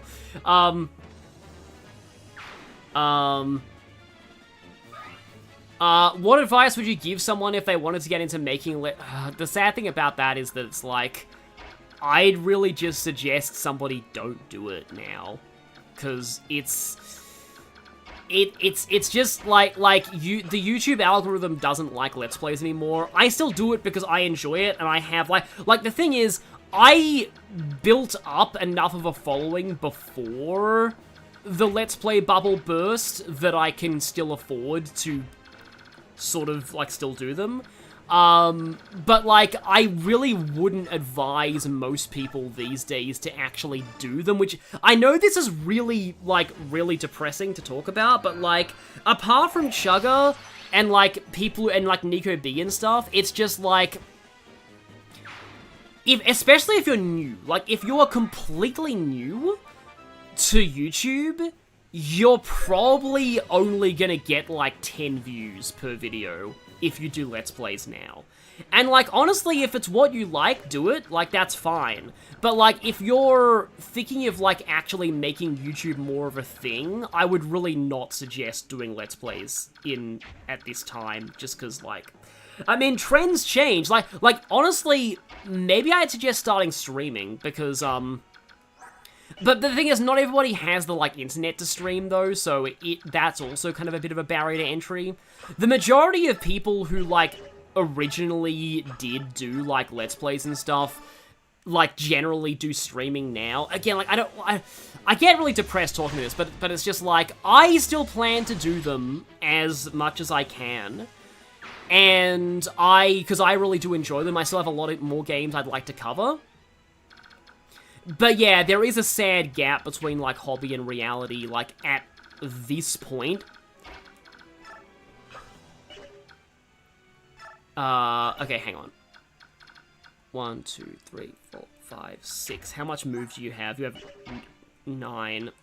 So I think I can Kanto out of Nasala if I do this. I want to say.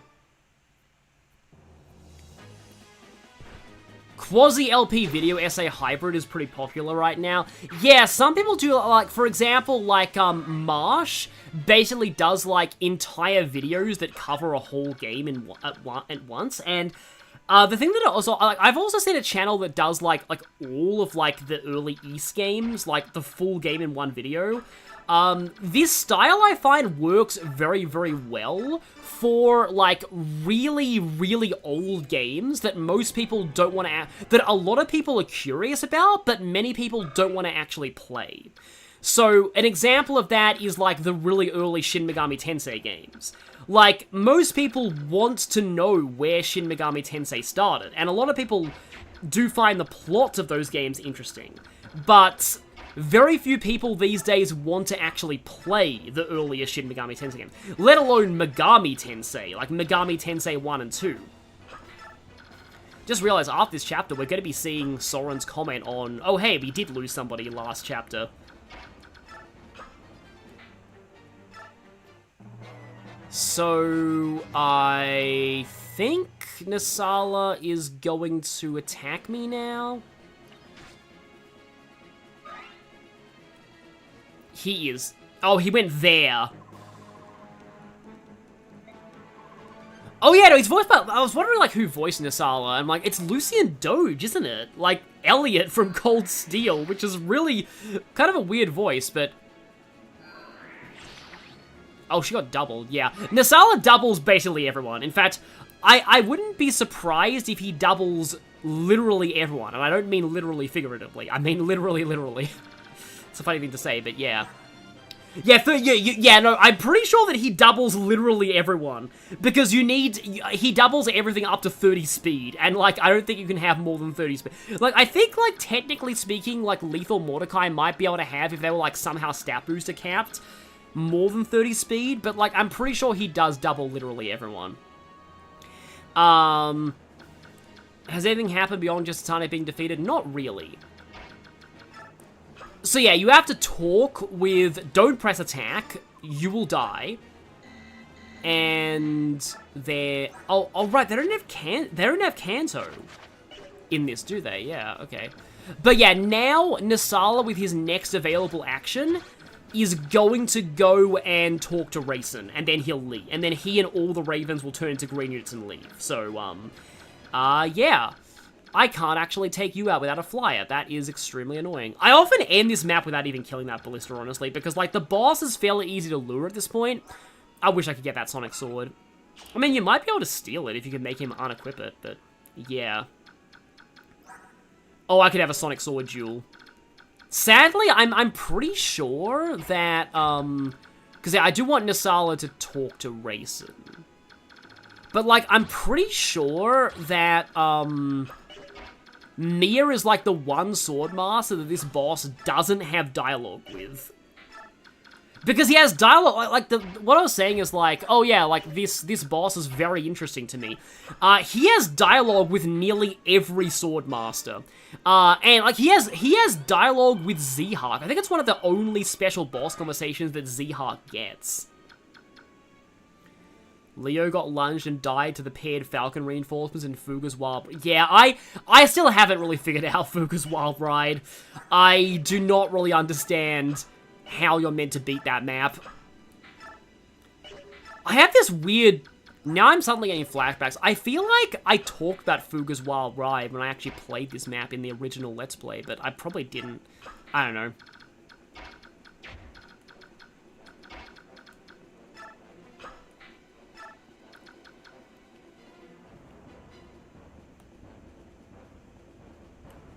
But, okay, yeah, like, playing Conquest while watching a stream is usually not a... I mean, if it's also on Iron Man, it's probably fine. Also, don't move Rayson, that'd be a terrible idea.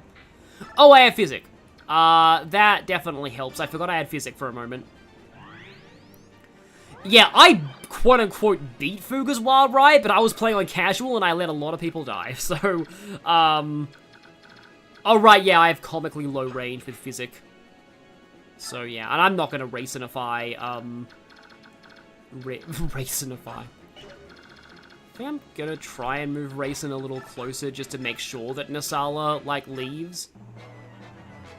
So, yeah, Nisala should be leaving now. Hello, Ballista. I thought so. Apparently, heroes didn't even have a no damage sound effect for a while.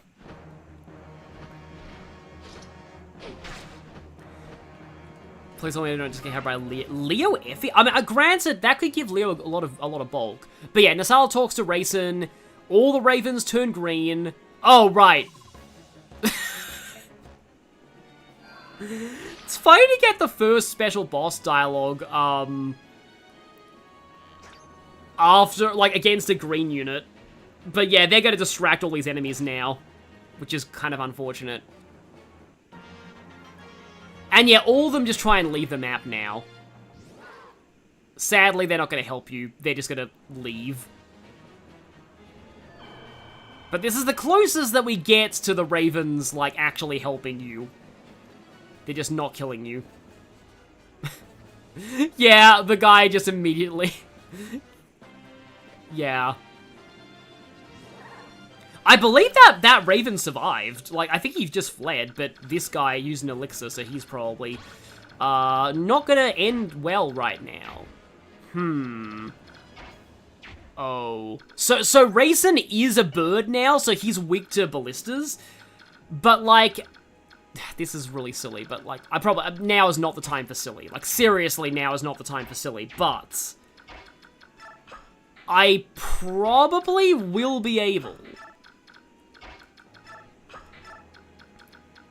to take out the boss...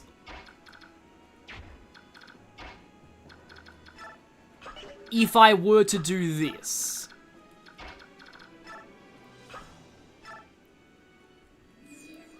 Because otherwise, he's going to attack the Raven and get even more distracted, so I think I actually have to get rid of him now. Because, yeah, I sort of want to do this with Mia. I mean, maybe.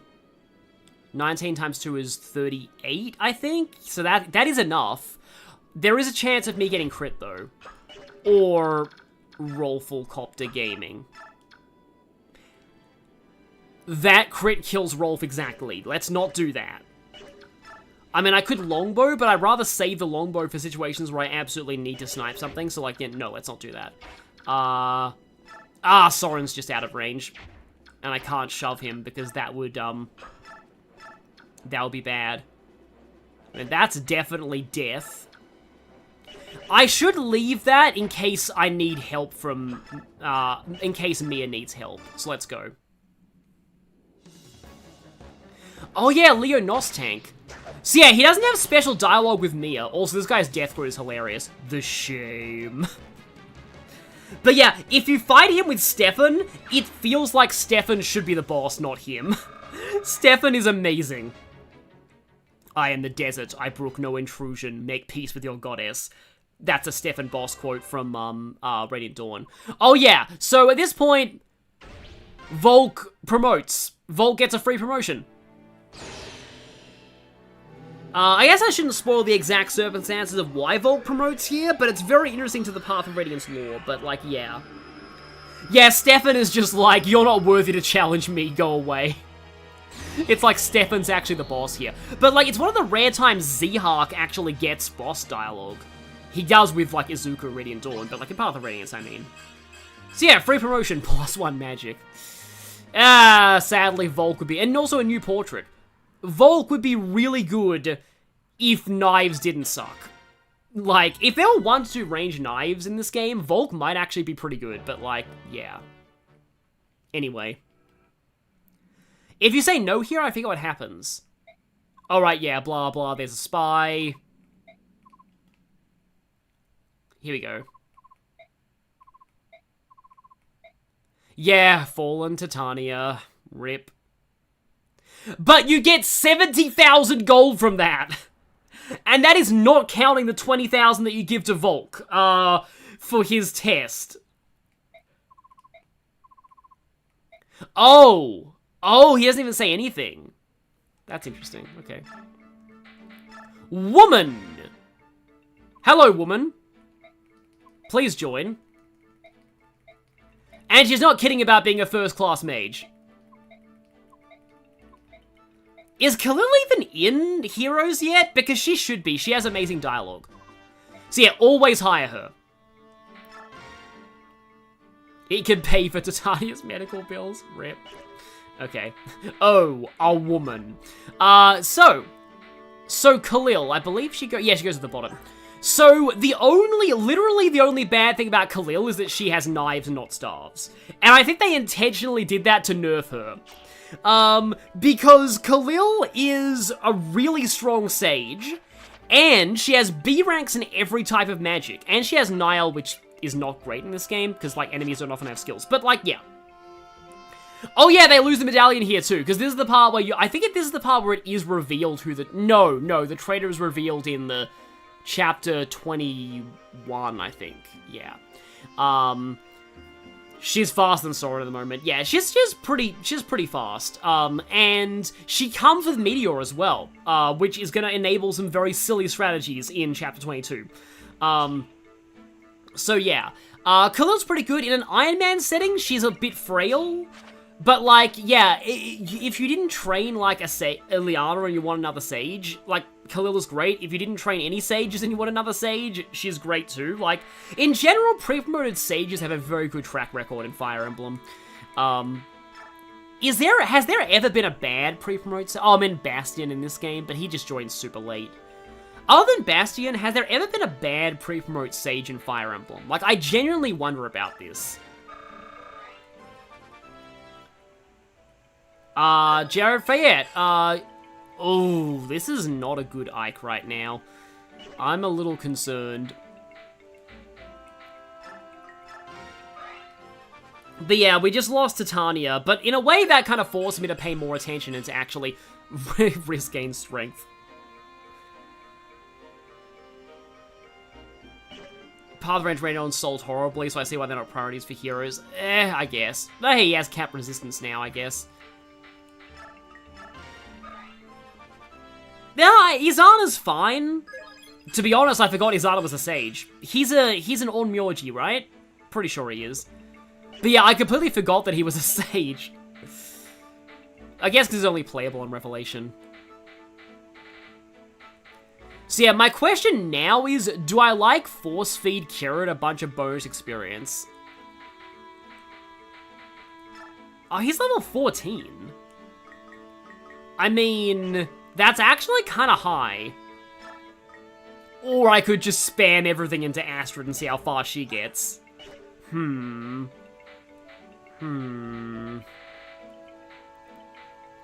Because, like, my main squad at this point is kind of high enough level that I don't really need a lot of bonus experience for my main squad right now.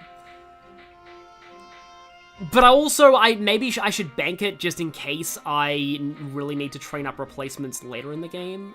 Although, yeah, Onmoji is just Sage, but Japanese. What's wrong with Ike?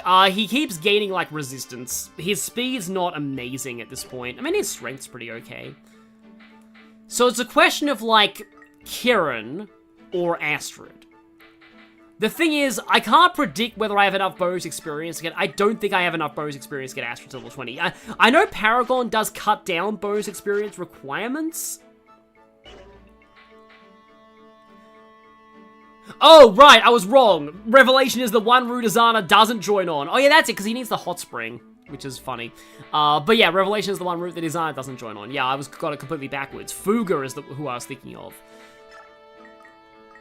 I wish you got another Oni. Like, it kind of sucks that the only Oni you get by default is Rinka, and she sucks as an Oni. Like, I wish you got an Oni Chieftain.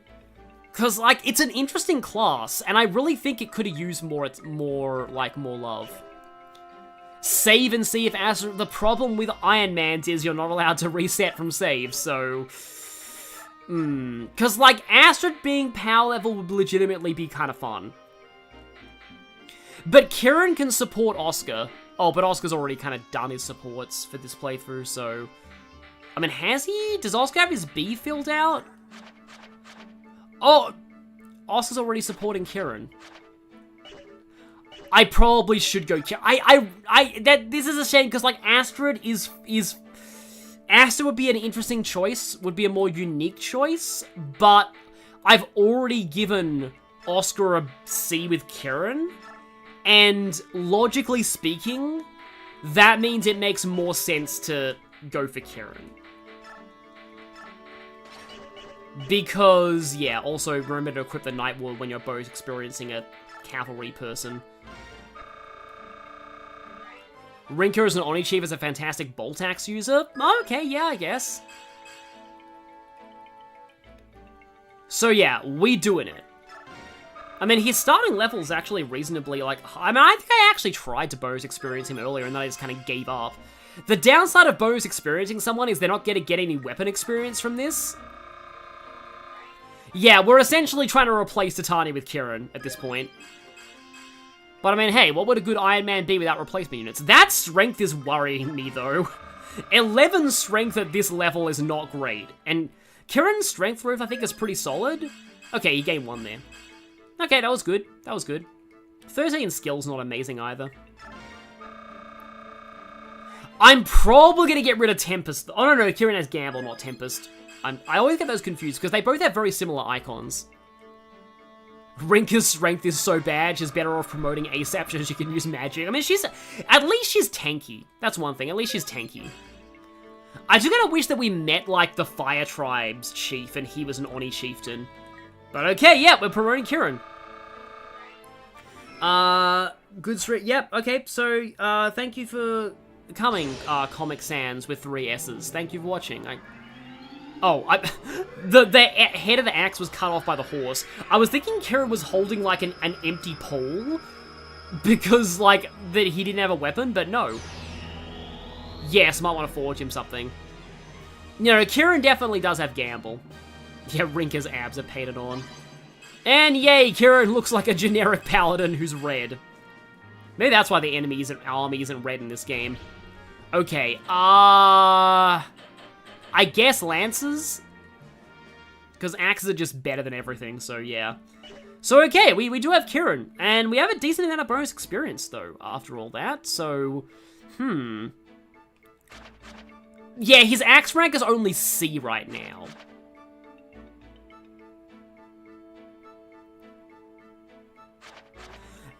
Again, like, you can't reset an Ironman, so, like, I think I have to accept all the bonus experience levels that I, like, get. I think, logically speaking, it's better to have Kirin have the Night Ward for now. I know that I have the fast clinky meme with Gatry, but, like, he's not doubling anytime soon, but also meme. And, like, Kirin is gonna double most things. Like, yeah, I'm just gonna give him back the Night Ward. But yeah, Kirin is being stuck with C axes right now kinda sucks. I could forge him something, though. I feel so sad, because I'm sure that when I open up the floor to forges, people are gonna suggest names like Rip Titania, or Ghost of Titania for this axe. But okay, yeah. Okay. I think he has enough strength to use 15 weight without a penalty. Yeah, axes are way cheaper to forge than bows are. I don't know why bows are so expensive to forge. I know that, like, light magic is ludicrously expensive to forge. Maybe you can only do it in Radiant Dawn, though. But I remember that one of the tomes is, like, ludicrously expensive to forge in this game. Why'd they give Paladins access to all 3 melee weapon types in FE6 and 7? Because Intelligent Systems hates balance in the GBA games. That said, in the GBA games... Oh, the axe being Oberon, that's kind of funny. Titania Soul like a Kirby boss. Yeah. FE6 actually doesn't make... Because, like, hand axes have terrible accuracy, and javelins do too in FE6, and... Enemies don't really have a lot of range in it, like 1-2 range in FE6, so 1-2 range is actually not broken in that game, which makes like full weapon coverage paladins aren't actually that broken in FE6. I like Oberon too. Or A Question, Midsummer. Oberon's pretty good. I'll wait a little bit, but I think I will go for Oberon. Like, I just realized I was giving, like, tangents earlier in this stream, and now I'm just like, I should probably lock in, because I just lost the Jagan. So I probably not really much time for tangents. But, okay, Oberon's pretty good. What doesn't have terrible action in FE6? The thing about that is swords. And that actually is a good thing. Almost called it a Boro. But yeah, so... Like, the really good thing about FE6 is that because swords actually have, because accuracy across the board is really bad in FE6, swords have a legitimate niche of, like, killing, not killing, but, like, of being useful when you really need to hit things. And that's genuinely really good. I believe we lost Titania's entire inventory then as well, because I think this is before people dropped their stuff in the convoy. Apparently, like, the whole death convoy thing was partially a thing in earlier games. Because, like, or at least it was a thing for, It was a thing for the Starsphere shards. If somebody dies with a Starsphere shard in FE3, it actually goes into the convoy. Which is really cool. Like, nothing else does that in FE3, but apparently Starsphere shards do. Just to make sure that you don't get the bad ending for, like, having somebody carrying one of them die. Of course, FE6 doesn't have that luxury. You get the bad ending if somebody carries a legendary weapon and dies. But I forgot to do the support last chapter.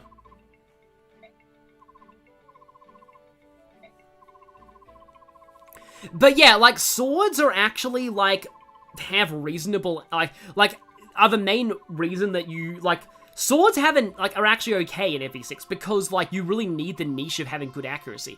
In later games, when, like, everything has good accuracy, swords lacking 1 to 2 range and lacking power suddenly becomes a big problem.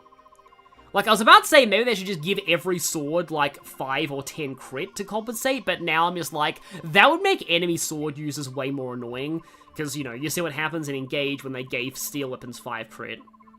I cause Ike and Titania trouble. Well, yeah. Some supports in this game do change if people die. Like, Makalov supports change if Marsha's dead. You can't help being barfy all the time. I haven't tried out Brom. I think at this point, Brom is just not high enough level to really make use of him.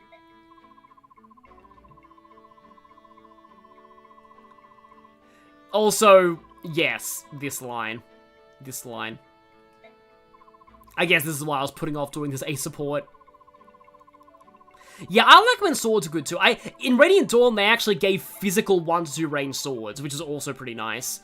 I know that, like, isn't really the best way to fix swords, because that's kind of like, it's just sort of giving them the same niche that lances and axes have. Like, I don't really feel like swords should have physical ranged options. It just doesn't feel like within the core fantasy of the weapon type, I guess. But yeah, at least, like, it does make them a lot better. I do like True Blades in, like, Radiant Dawn.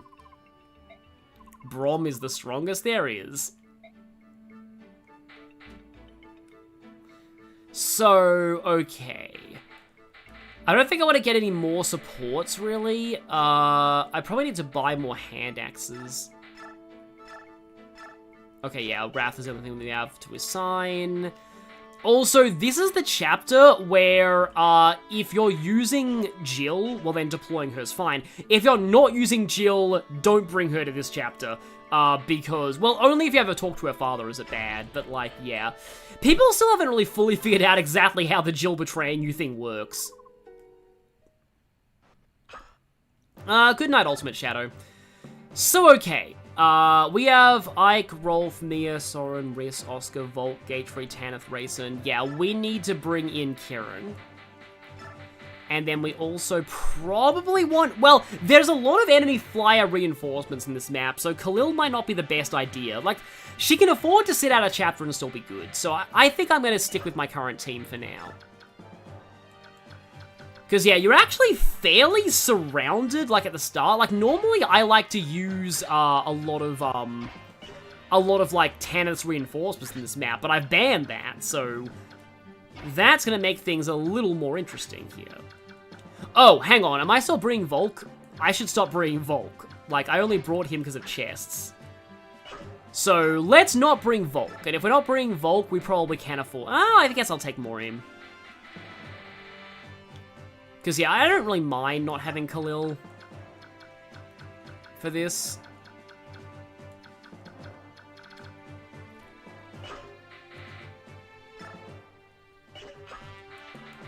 Also, I do need Oscar to have a ranged weapon.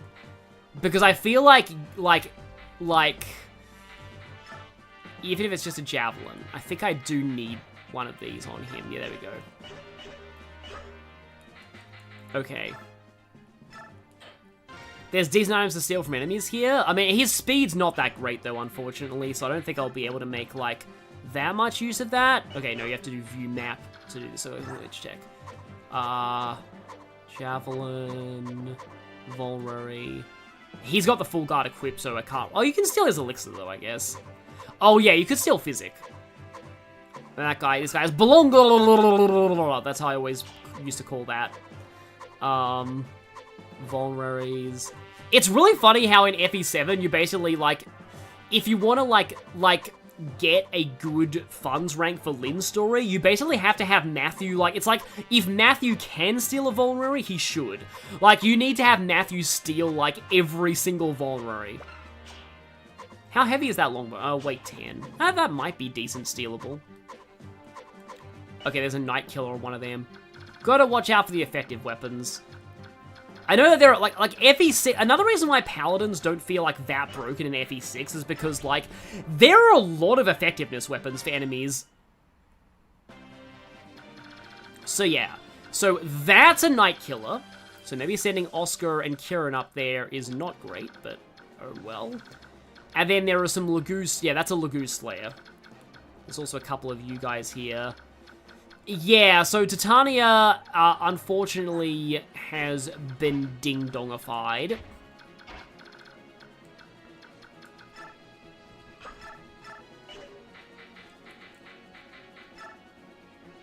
If they ever remake Fire Emblem 4, yeah, there's a lot of Horslayer Wyverns in FE6, exactly. If they ever remake FE4, I do it now, but I can't sing. I have, like, silly lyrics to, like, some of the songs in FE4. Like, what is essentially the main theme of FE4 has always been in my head. It goes like, ding dong, Sigurd, he felt the power of ding dong. Because, like, everyone knows Sigurd dies in that game. So yeah, rip having an Axe Paladin with a unique model. I like that Titania had a unique model, but yeah. The age of Titania is over, the time of Kieran. I mean, actually, Kieran's stats are quite similar to hers, so I still need to be careful of him. Do like this song quite a lot, though. 16 times 2 is 32... Okay, with Soren's +1 attack, that will do it. However, I also need to... However, if Soren's here anyway, I may as well just do that. Although, if Gatry can double something... No, he cannot, okay.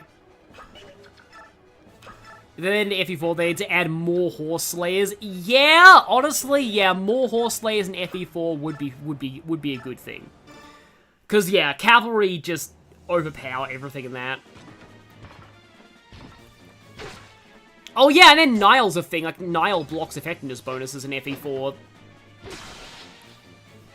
Which, yeah, makes it only good if Fee inherits it, which makes, like, Alec and Eren an okay pairing, but, like, Lewin and Eren for life. I know that that ends tragically, but, like, it's canon, so I like it.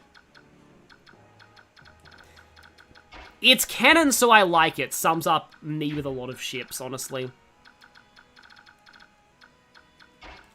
You want to hear something funny? I thought that Commander Ha was this would cause Jill to defect in the bridge chapter. Yeah, no, it's not. Yeah. Yeah, Jill is fine. Like Jill talking to Ha is perfectly fine. In fact, it's actually encouraged because it makes, him join. But that's for later on in the game. A little later on, I guess. Okay, hang on. Move 6. 1, 2, 3, 4, 5, 6. Oh, if I take out this guy, Soren can actually reach the, I still love Rolfcopter. As someone who has tried a lot of Eren pairings, it says a lot that you'd rather take Nowish, Nowish Eren than Alec Eren. It's the problem with, like, Alec Eren is that Ced becomes... Well, I mean, it's pretty much impossible to screw up Ced, but, like, Ced's still not great in that pairing. I mean, I don't like Claude Eren either, but, you know, I don't like a lot of things that aren't Four City Ced, because Four City Ced is amazing. I love Four City Ced. I know that, like, a lot of people like Four City Arthur, but, like, I have never liked Four City Arthur. I really do not like Four City Arthur. Like, it's just kind of boring and cliche, and, like, he doesn't have Pursuit without the Pursuit ring. Or, like, the follow-up ring, I guess it should be called now. Now, I'm a little worried about Soren here. I should probably put Ike down there to give him the support. Yeah, I do not like Claude Aaron at all. Like, the only reason people do Claude Aaron is to make Force Eddie Arthur. And I don't like Force Eddie Arthur, so I don't like Claude Aaron. It's as simple as that. But, like, yeah, it reduces Ced to a support role. Like, I just really like... I know that he doesn't have a horse, but I like Force Eddie Ced, okay? Like, I just like it. And again, and it's canon. Though I usually get the conversation before the automatic Lewin and Aaron lovers conversation. So, yeah. Okay, I was hoping for a crit or an adept there. Yeah, you never know when a remake will jump scare us with FE4. Exactly. That's why I'm a little worried. Okay. So 3 things can attack Sora. Oh, he's in bad biorhythm.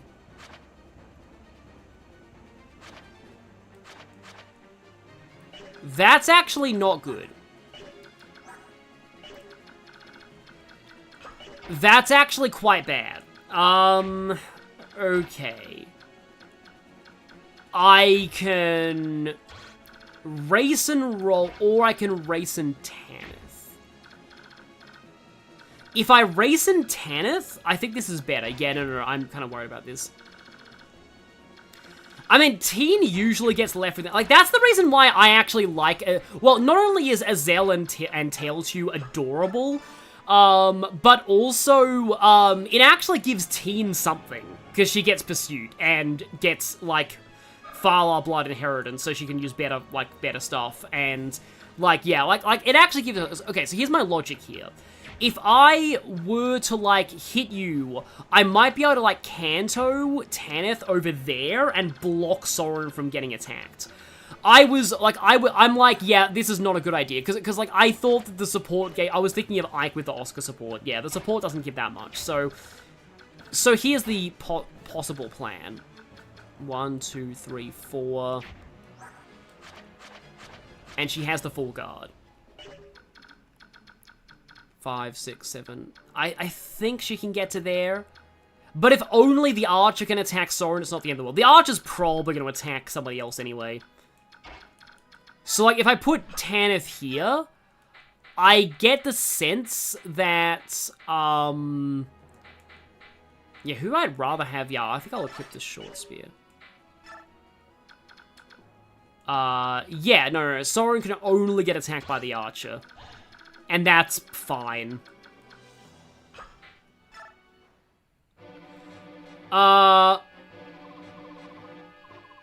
What is my least favorite or worst shipper? I mean, I don't want to, you know, demonize actual shippers, but, like, worst ship in general? Astrid and Makalov is pretty bad. Like, I'm mainly talking about ones that are, like, actually canon. Like, I don't want to talk about things like Akechi x Shido, because that's obviously not canon. Even though it is a ship that does exist, to my horror. But, like, yeah, Astrid and Makalov's pretty bad. There's a thing in, like, Trails that is quite bad to me, but, like, I don't want to talk about it because, like, that kind of spoils later in the series, and, like, yeah, I don't like that ship at all. You probably know what I'm referring to. Why are they going for Gatry?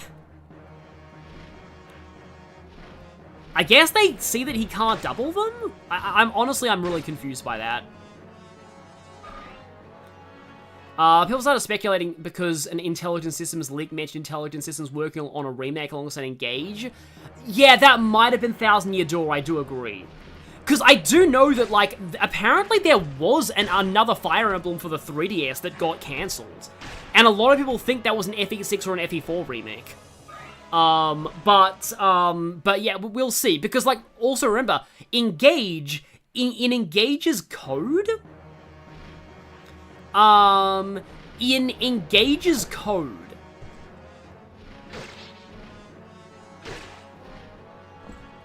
Oh yeah, Sasuke and Sakura is iffy as well. Sasuke and Sakura, I would be okay with that if they'd handled it differently to how they did. Like, if they'd actually made Sasuke fully reformed and have him actually be a good parent, maybe it would have been fine. But the fact they made him a neglectful father as well, like, seriously, Sakura, you could have done so much better. Like, why? Why? Sakura.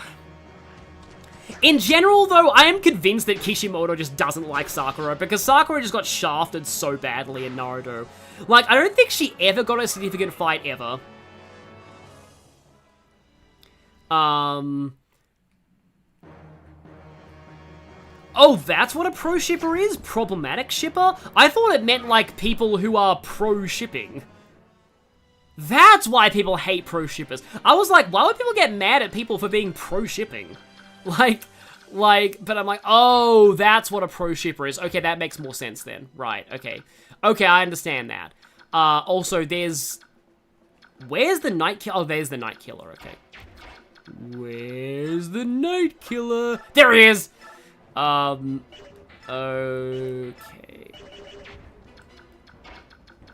We could perform a two-pronged attack here. We chip him down with Oscar from a distance, and then we have Kieran go in for the kill.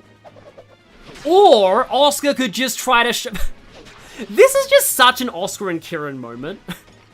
At this point, like Kieran is like, okay, here's the plan. You soften him up and I go in. And then Oscar just crits and, like, takes out the guy completely, and then Kieran's just like, Oscar! And then Oscar's just like, what?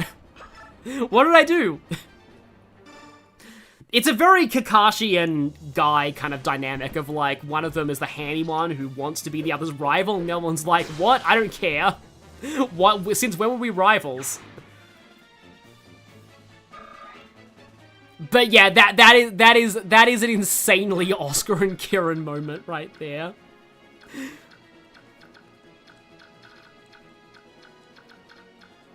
Okay, so you're low enough on health that I might be able to finish with Ike and get a little bit of free Ike experience. Ike is not even doubling an archer. Wow, that's bad. I might even have to Bo's experience spam on Ike at this rate just so that he doesn't die later on. And then Kieran crits too, yeah. Kieran's like, you're not the only one who can crit. Here, watch this. No,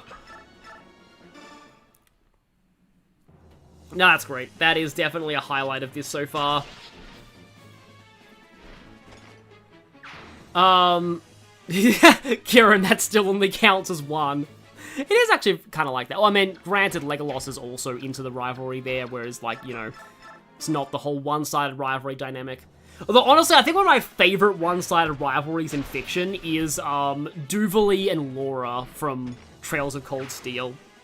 Because Duvalie is just, like, absolutely... Like, the thing I love so much about Duvalie's character...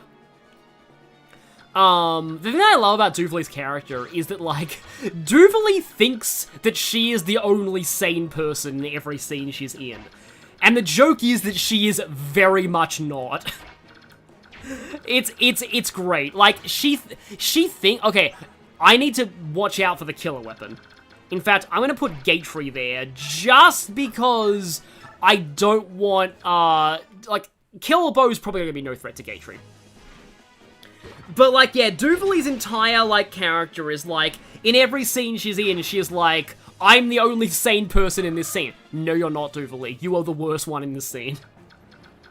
It is very great, yeah. I have been vaguely spoiled that Duvalie is in Reverie, and I am very much looking forward to when we get her in Reverie.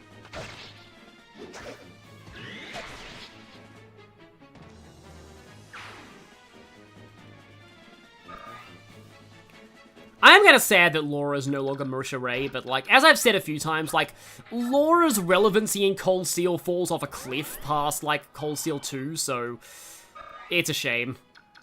It's a real shame, because, like, I like Laura a lot. Like, she was my second favorite romance option for Reen originally, but, like, there, now that's Toa. Because the moment that Reen became a teacher, Toa and Reen gained a lot more in common. And plus, Toa, like, does a lot more in the series after, like, CS3 and 4 and stuff. I still love Rolf Copter. Let's get Riss down here. Oh, right, this map has a time limit. That'd be a really weird way to fail an Ironman, is to run out the time limit on this chapter. 20 turns is, like, plenty of time, though.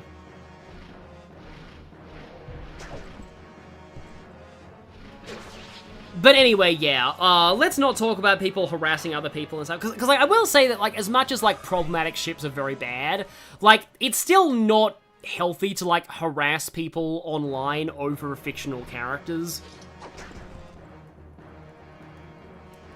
See, I don't approve of that. Laura can bond with, like, Haru. I have recently realized that I don't like Haru's screen time nearly as much. I don't hate Haru's screen time nearly as much as I used to. I'm guessing he gets doubled? No, he doesn't, because enemies suck. Okay. I like it when they Kanto one square. She's like, oh, I'm gonna go away from you now. It's like, this is where, like Armor Knights are actually pretty fun in Ironmans, because, like, they have reliable bulk, and often you do need that. But yeah, anyway, so I'm kind of back to tangenting now. It's like, oh, we lost to Tatalia, serious time's over, now we can go back to tangenting. But, I was talking about, like, My Little Pony stuff earlier. I had a topic I was going to say about that, and I kind of sort of forgot. It was... Oh, right, yeah, it was that I discovered that website called, like, Episode Rankings that, like, ranks the episodes of every show. I'm a little iffy on websites like that, because I almost forgot there was a house there I have to visit. Don't apologize, Phantasm Iris, it's, like, fine. Oh no, Strikers did a lot for Haru, exactly. Yeah, we did lose Titania, unfortunately, but we now have Titania 2.0, otherwise known as Kirin.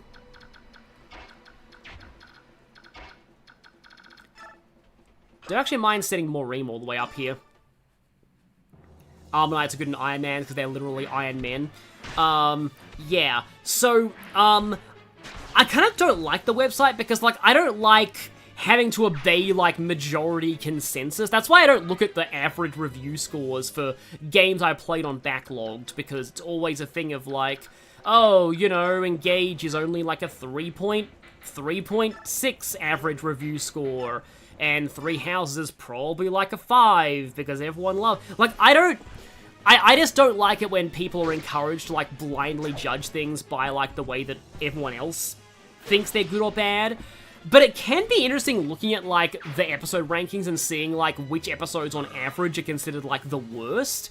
There's an episode of the Sonic Boom cartoon that has a really low rating, and I don't know why. I've never seen that one. Sonic Boom actually has a lot of episodes. Like, it has way more episodes than you would expect. Probably need to replenish Oscar's weapons soon. But yeah, so Sonic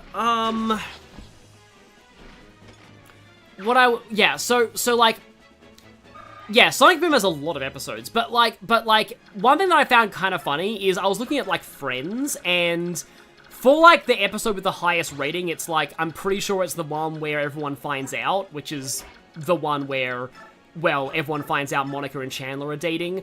And yeah, no, that's good taste. I can agree with people thinking that's one of the best episodes in Friends. But the funny thing about that is that all of the lowest rated Friends episodes on that website are all clip shows. So, because at first I was looking at them like, wait, why are these episodes all ranked so low? Oh, right, they're all clip shows. That makes sense.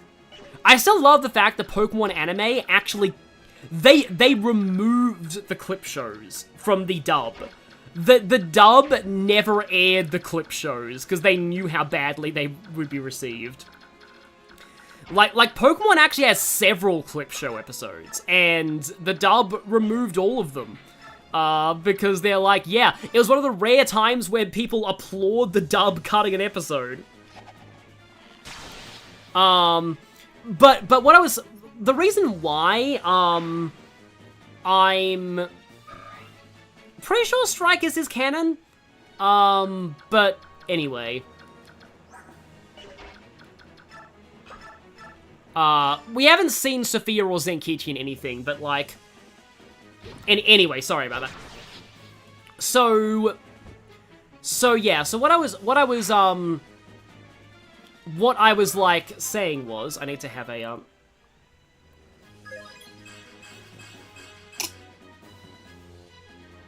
Hydrate. Common dub, W, yeah.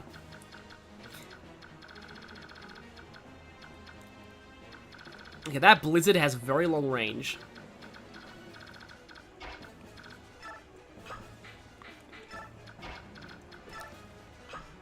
Yeah, it's just, the weather's very weird here right now. It essentially goes between, like, it's grey, like, it's cold and grey outside, but it's actually very, like, humid, which is a very weird weather that I don't like. So I really, yeah, need to make sure that I stay hydrated, obviously. But, yeah, a dub for the dub, you could say. So, what I was, yeah, saying was that, like, when I said that, like, Mysterious Ne'er-Do-Well is, like, in my opinion, the worst episode of My Little Pony, Friendship is Magic, looking at those episode ratings, I found a couple of episodes in Season 8 that I'm like, okay, yeah, no, those are definitely up there. I'm kind of surprised the end in Friend is low rated, because, like, that's, like, the whole, like, I actually liked that episode. Like, the whole point of that episode was, like, Rarity and Rainbow Dash never interact. Let's give them an episode where they do. And, like, for what it was okay. I didn't think it was that bad. Like, I know, also, here's an item that you can only use if you promote Riss. Literally, if you promote Riss is the only way you can use that. You're almost done with your metaphor, Refantasio hot take, and look forward to sharing it when we get there. Okay, yeah, I'm guessing it's something to do with the Virga Island arc, which I'm excited to get through. Sneak preview, I recorded some episodes of Metaphor. I did something very weird in one of them.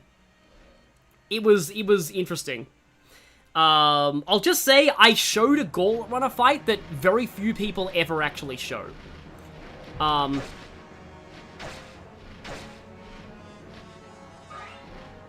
Going back to things that get bashed a lot and have low ratings, what if it's a truly awful show that's bad for a reason? Well, yeah, then, like, I mean, I still recommend people judge things for themselves, though. Before, do you guys have any Night Killers? I don't think you do. You do have Javelins, though, which is annoying. It's not for Virga Island, it's for the next arc. Okay. That, I think I have an idea what you might be talking about there.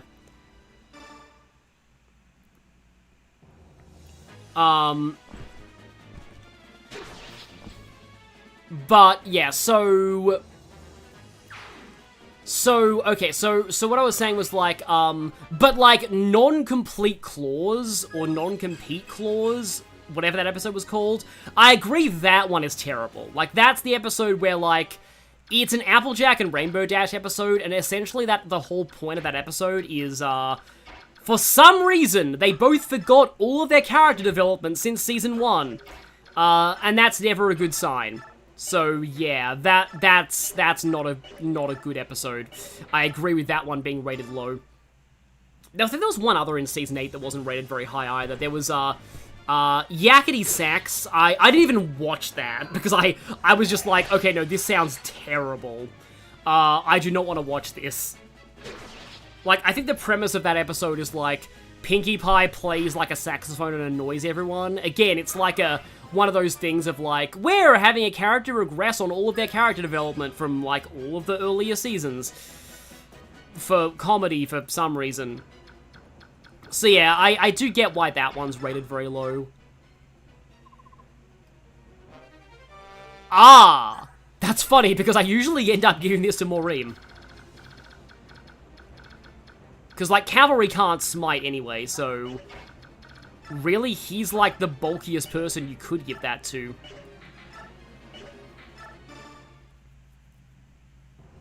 Why is designing outfits for OC so fun? I appreciate people who are able to actually do that, because I have no sense of fashion, and I have no sense of design, and I can't draw. But yeah, no, that is insanely good for Maureen. But yeah, I'm glad people agree that those kinds of episodes are the worst. Yeah, the general consensus is Season 8 wasn't very good. But Tanith actually did take a bit of a beating there.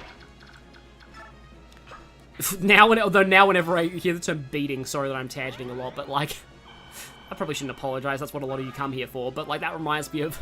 I can't see the word beating without... without seeing the runaway guy's Banjo-Kazooie. You in a beating! I like this one! That's so good. Wait, no, I meant to visit the house, not reinforce. You, filthy Crimean, take one of the best staffs in the game! Rescue staff is, like, ridiculously incredible. Yeah, let's just go and, a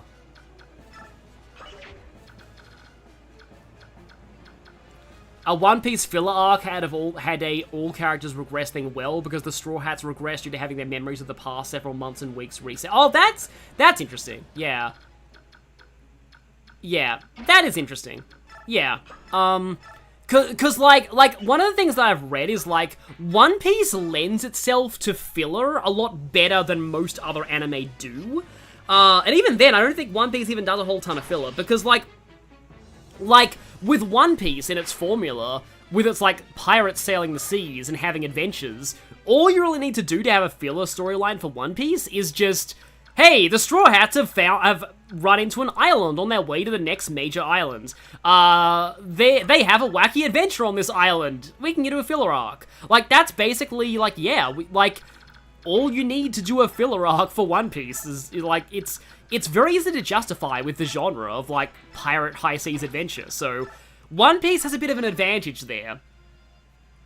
Compared to, like, Naruto, where it's like, how do you do filler in a show that is very strictly divided into arcs, and, like, it's like, hey, we all have to hurry up and rescue Sasuke and Tsunade and stuff, and, oh, wait, no, we've done a bajillion episodes of filler in between, for some reason. I forgot the snipers had a crit bonus. Okay, good, she didn't get crit. Okay, good. Yeah, of course, Naruto also did, like, 100 episodes of filler in between the finale of the pre-time skip and Shippuden. Because, I don't know why, I guess they needed to stall for time. Apparently, One Piece is going to seasonal now, and I'm like, oh god, I am so glad they're doing that. Because the problem with previously One Piece is... And this is why sometimes filler arcs are good, because, like, One Piece was like, oh, people hate filler, let's not do filler. Let's make sure we only cover things that are canon to the manga. But there's no rule against adapting the canon manga really, really slowly, is there? That random guy was just living in that house, and he's just like, oh, I guess I'll put my armor on and go outside. Sorry, I'm being a little bit silly right now, but, like, I guess that's fun. I think I did give, yeah, I gave Ike the Armor Slayer. Let me guess, he still can't kill you even with the Armor Slayer, because effectiveness sucks, so he can't kill you even with that. But yeah, like, I've already mentioned the Gum Gum Sumo Slap. Like, the Gum Gum Sumo Slap was like, let's take a thing that was one panel in the manga and make it, like, 5 minutes long. And, like, they would stretch things out by, like, cutting to, like, reaction shots, and then, like, they would do, like, yeah, it sounds very, very bad. It sounds like a time. Lenny-o, I tune in to see someone bring up the PTSD of Dressrosa. Hi, Lenny, yeah. We're talking about filler, yeah, and, like anime and stuff like that, and, yeah, Dressrosa is, a whole thing that exists that should not exist, but, like, yeah, it's pretty rough. Like, we're talking about how like, there are advantages to doing filler arcs instead of just being like, oh, hey, let's adapt the manga really slow. Like, apparently, and I know I love to talk about this trivia, but apparently, on average, I don't think I've ever seen the Swordmaster Sonic Sword credit animation before. But, like, there was a point where the ratio of, like, manga chapters to anime, was 0.8 manga chapters to 1 anime chapter.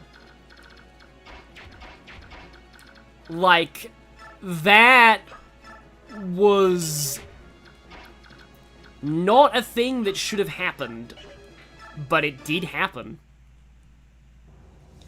But yeah, Sonic Sword crit, nice.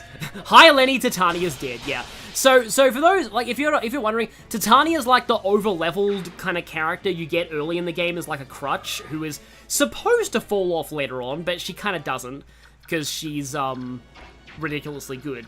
But yeah. Also, I named a weapon Rolfcopter, because lol.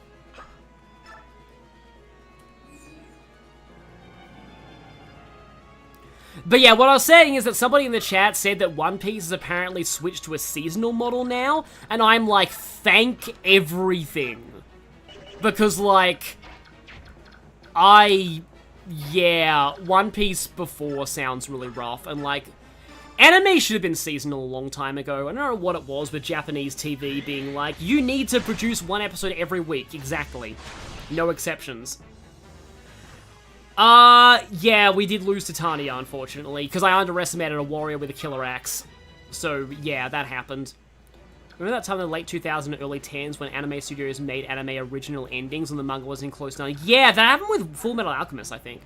So, if you somehow force this guy to equip Elwind, you might be able to steal Blizzard, but, like, getting him to equip Elwind is easier said than done.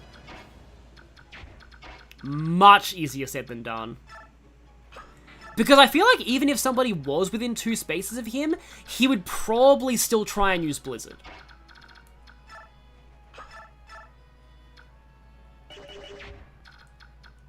So, yeah,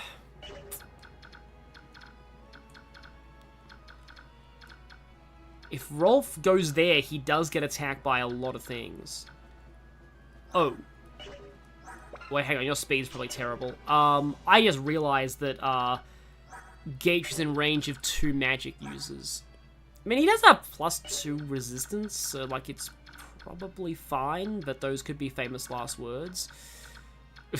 All 3 of you having ranged weapons is just the most painful thing in existence. Because you'll just buzz around like little flies and just keep cancelling away and I won't be able to kill you. And then, yeah, Brotherhood fixed it. It says holding on to specific time. Oh, right! Yeah, I guess the anime just didn't want to lose their time slots. That's why they would have done a lot of, like, filler and weekly releases. Honestly, I think it's kind of better if, like, Oscar just, Oh, no. If we both equip range weapons, they are going to die on the enemy phase to counterattacks. Yeah, like, I have this really old book that's like 100 anime you must watch, and it only includes the old Full Metal Alchemist. Which is interesting. It was from an earlier time, but yeah. It's also funny because, like on it has, like, it talks about, like, content warnings and stuff, and, like, for, like, Pokemon, it says, yes, there is fan service in Pokemon, and it brings up, like, Nurse Joy and Officer Jenny and stuff, so that was interesting. I think at the time I didn't even know what fan service meant in that context. I think it was actually Yu-Gi-Oh! Bridge that taught me what fan service meant. But, like, it's funny, because these days I feel like people are more likely to use the term fan service to mean, like, literally service for fans, like, as in, like, fan service is like fan favorite characters getting big spotlights, or, like, the writers doing things that fans have speculated about. Like, that's what I think a lot of people... I've heard good things about Steins Gate. See, I don't want to go in with Rolf. I don't want to go in with Rolf. Okay, 21 attack, 17 attack. I mean, 17 attack! Wow, that barely does anything to Gatry. But there is also Blue. Like Rolf can kill the Blizzard guy, but I'm a little worried about him. Oh no, he gets attacked by the Wyvern as well if he goes... Yeah, I don't think that's gonna end well. I feel like sometimes people like putting Provoke on Ike just because, like, to make people get ethered.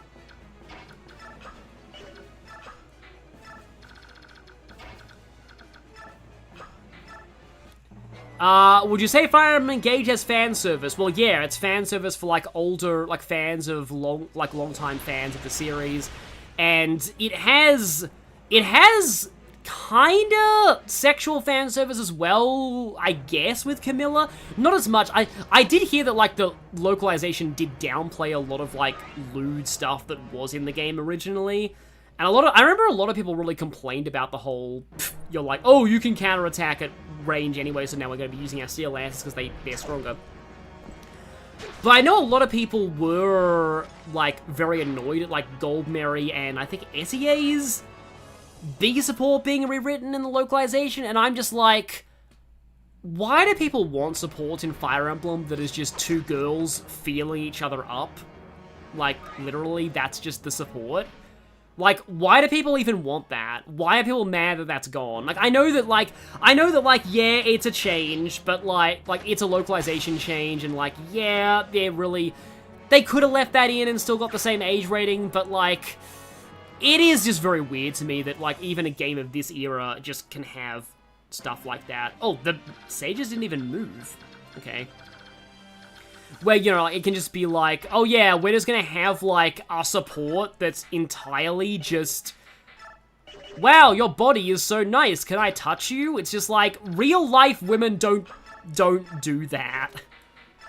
It's just, yeah. Yeah, I'm pretty sure the Korean scripts of a lot of games do, and I thought there'd be an ether there, do take off the Japanese script more, so yeah. Yeah, romance isn't, like, as I've said, oh, that episode of Metaphor hasn't gone up yet, but it will go up eventually, but, like, as I've said, as I say later in Metaphor, I'm okay with the lack of romance in Metaphor. Like, not everything needs romance, and I'm okay with the lack of romance in Engage. Like, in a way, though, I do kind of think, in terms of how you should handle it, 3 houses. Also, Abyss Slayer, yeah, we lost Titania. 3 houses has romance, but it does, like, not everyone has a paired ending with everyone else. And some supports only go up to B, so I do like that a lot. Like, it's just like, I don't think everybody should S support everybody. Like, it doesn't make sense for everyone to be able to romance everyone. I like the more restricted romance options that you have with some of the support systems. So, I like the way that 3 houses handled it. I love all the general crit animations, but especially, like, the Javelin crit animation is really good. Only complain, how's it platonic if it's literally a ring? Yeah, I view Aaliyah as being aromantic, so, like, I don't mind that at all. Yeah, in Fate it's cool for gameplay, but it still doesn't make any sense in the story. Like, certain pairs, like, as much as their S support is apparently way more wholesome than it has any right being, Niles and Elise should not have been a pairing option. So, like, I think in terms of the middle ground between, like, having very little, like, Engage, because, like, Lapis and Alcris really should have been able to, like, S support, because, seriously, Alcris and Lapis is, like, totally canon. I think I'm gonna go chant for Mia.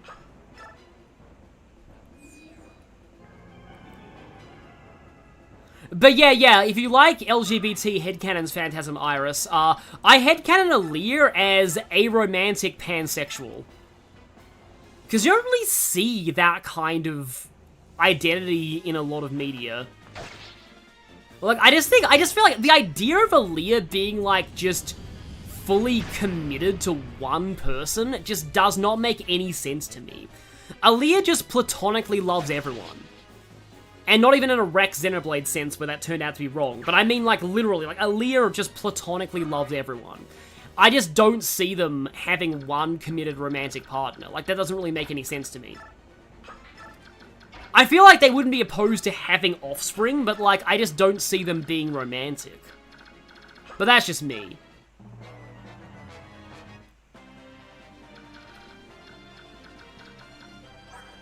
But okay. Okay. Now is the part where we get very sad, because we need to kill Jill's dad. And unfortunately, there is no other way. Oh, he doesn't have the special boss theme. I think the next one does, though. But the next boss is an absolute... Okay, that doesn't give any more damage than it usually does. I got really scared for a moment there. That's not a rating, but I believe, yeah. I forgot that he has stun. And that's like... Okay, that is literally the first time I've ever seen him do that. So, because normally the enemy just dies before stun... Because, like, you don't want to use the Occult Scroll on Falcon Knights or on Jill, because, like, Jill and Marsha kill everything anyway. They never get a chance to actually trigger this. But this is the ultimate, this is the occult skill of Wyvern Lords. And it prevents the enemy from moving for a few turns. I believe you can still attack, you just can't move. So I think Gatry can still, or is he just forcibly stuck on not being able to, unless he's forcibly stuck on waiting? Huh. Maybe he is forcibly stuck on waiting. I do wonder about that, but... anyway. Okay. I really want to do Rolf Gaming here. I guess we can try. It's just very funny to me that that actually happened. Yeah, if that was Radiant Dawn, that would have been triple attack power. In addition to, stunning. So, he would have been very dead if this was Radiant Dawn. Please crit. I have to with Mia then. Yeah, that would have been way scarier if this was Radiant Dawn. Yeah, like they buff the mastery skills in Radiant Dawn. But, like, they probably buff them a bit too much, because now in Radiant Dawn, you'll never actually see the stun effect, because the enemy's just dead, because triple damage. Like, triple... Is it like triple attack before even factoring in defense or something? I think it's even that. Like, it's something insane like that. Yeah, let's just, let's have Rolf do the arrive. Yeah, it's triple damage and some other gimmick that you'll never see, because, like, the enemy will just be dead. So, yeah. Yeah, it's funny, I don't think I've ever seen the ranged animation for that before. Also, Gatry has... Not Gatry. Why did I say Gatry? Racing has a really high magic stat, but it's not really relevant. I think it affects, like... If you were to somehow give him certain... I mean, in Radiant Dawn, you can give the Heron's Imbue, which scales off of magic. But yeah, let's have Rolf arrive.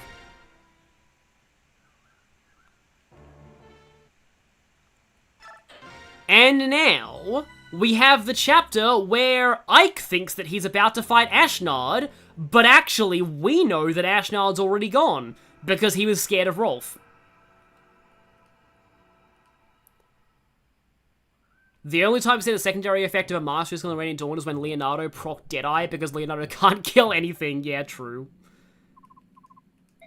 Yay, nobody died. 400 bonus experience is pretty nice. Oh yeah, also the Reaper card, yeah. It's funny how if you use a card to actually attack, like, one of the late game bosses with a Heron in the American version, you get empty text boxes because they forgot to program that dialogue. But in the European version, they fixed it. Okay, so. Like, I would give Gatry Provoke.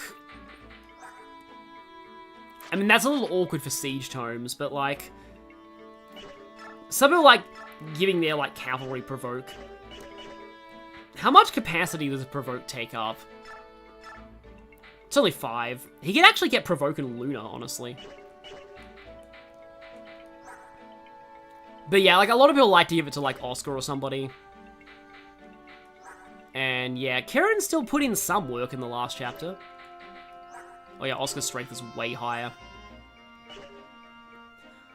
I mean, Vantage, Adept, Provoke, maybe. That would be funny.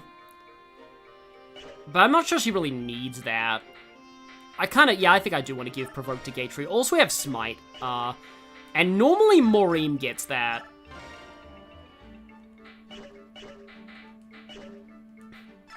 Okay, so let's see if we can top ourselves up a little bit. Wait, what's an America moment? Oh, right, America moment, because, yeah, the whole empty text boxes bug. And hey, yeah, Mia has 30 speed. She was still got doubled by Nasala, because, yeah, Nasala. Because Nasala. Like, I really should be bonus experiencing him up to promotion right now. But he is but he's still very fragile. Like, I don't really need him. I mean, he get more movement that way, at least. Okay, I am liking the speed Gatry is getting. Can I give him one more level?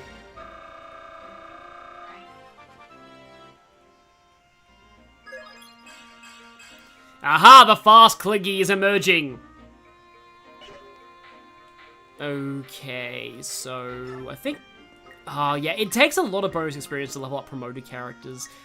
But Kieran is a little behind. I think he does need one. Yeah, I like... Yeah, in Radiant Dawn, Nasala can get to, like, almost 50 speed. That's really the level you want for a Cavalier. His luck is really bad, though, so I have to keep him away from killer weapons. His resistance is also quite bad. What's Oscar's like? Oh, yeah, Oscar's resistance is still quite bad, too. I guess I need to bonus experience Ike a little bit. The one game where generals are good because of Clash and Night Ward. Yeah, you kind of need a general with Clash. No speed. I mean, more defense is okay, and more skill means more ethers, which is effectively more speed, because it makes him double attack. I think I'll hold off on giving Ike another level. I don't think I'm beating the Black Knight in this playthrough anyway, so it's probably fine. Because, like, I'm kind of tempted to bonus experience. I mean, I could also bonus experience. No. Actually, no, you don't want to bring Alincia. Oh, I just realized that, yeah. I don't think Alincia's forced, ever. She might be forced into Clash. But I don't think she's ever forced, because, like, Alincia's a very easy game over condition in an Ironman. Pretty sure you don't actually have to bring her to most maps, though. I mean, I think we're relatively okay on weapons for the moment, but I think I need a new forged weapon for somebody. What's Soren's staff level? It's still like D, right? It's D. And rescue, I think, is C? It's B. Yeah, okay, yeah. I can't believe they made rescue E in Awakening. Like, that was the stupidest decision of all time. It's just like, why would you make rescue E rank? But anyway, the very large stick is almost gone, so I think... You know, if I forged a weapon for Kieran last chapter, I probably should forge a weapon for Oscar this time. Oh, we can actually forge javelins, or throw. May as well forge the hit up, because I have money to burn at this point. Okay, so, weapon name suggestions for this. Oh, yeah, she is forced in Clash, and Clash is kind of rough to protect her. Yeah, and you also can buy Rescue from early shops in Awakening. It's Rescue in Awakening is really silly. Yeah. It's like for Falcon Knights getting Starves combined with E-rank Rescue is kind of ridiculous in Awakening. Grouch 2. Larger stick? Larger stick is definitely... That's a suggestion. Trash lid? There's a lot of decent options here. Just waiting a little bit on this. Lance, oh yeah, Lance Fair plus Shock Stick to extend rescue range is very funny, yeah. Lawn Darts.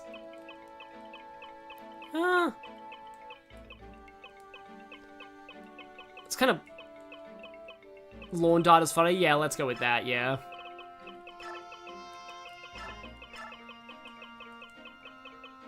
I think I can fit this in full, too.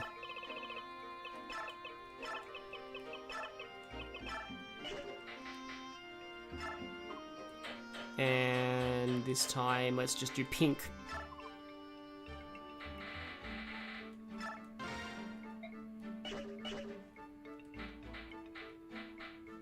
Oh yeah, that's why they changed it so that the fair skills are increased damage rather than like actually boosting like the actual, because it would be like +5 strength or +5 magic depending on whether you're using a magic weapon, and that was like, that was a little ridiculous with increasing your staff. Like it's similar to the flame sword boosting your staff range in Thracia.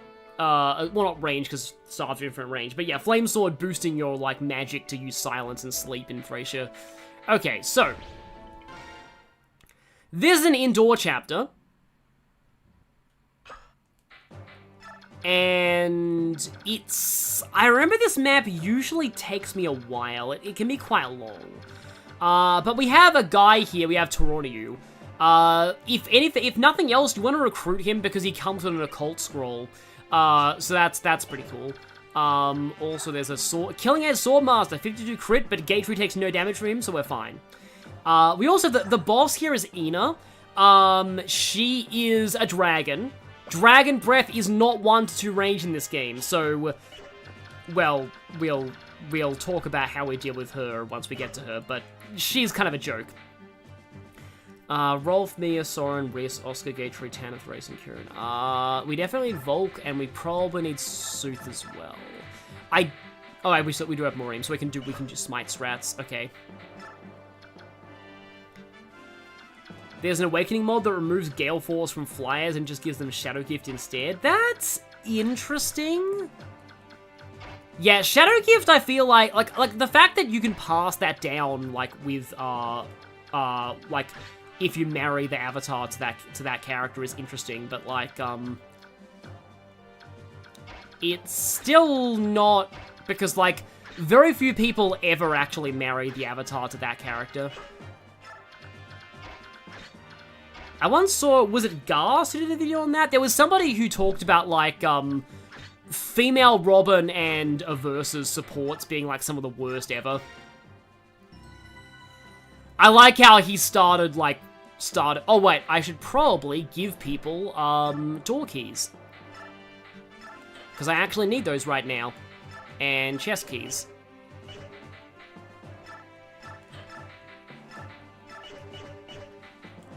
Where's Kieran? Yeah, Kieran should probably take chest keys too. And Maureen will take a chest key. You just talk to Tori with Ike, so, like, Tori is not that hard to get. Again, I still wonder about Unicorn Overlord. I might try the demo of it someday.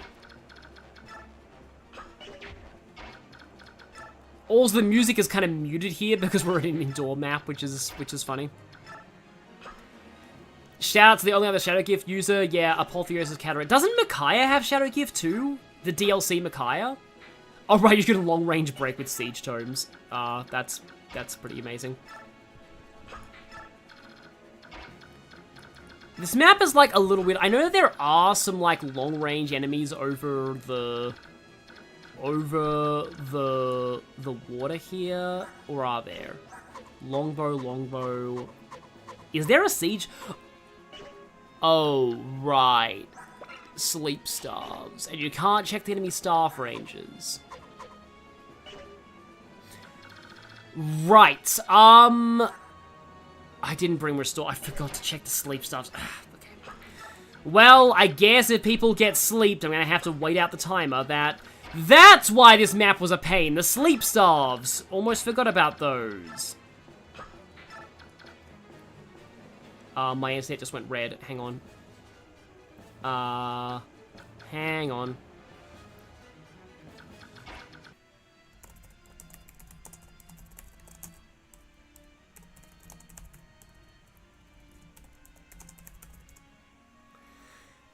It's gone green again.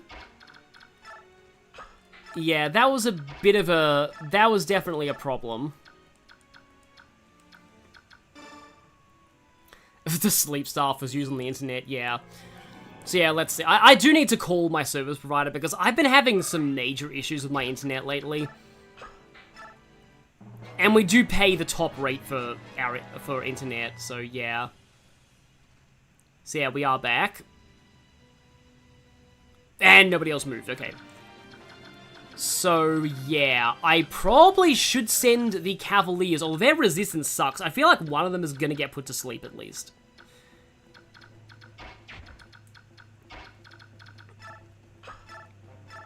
So yeah, I do need to carve my way through these guys.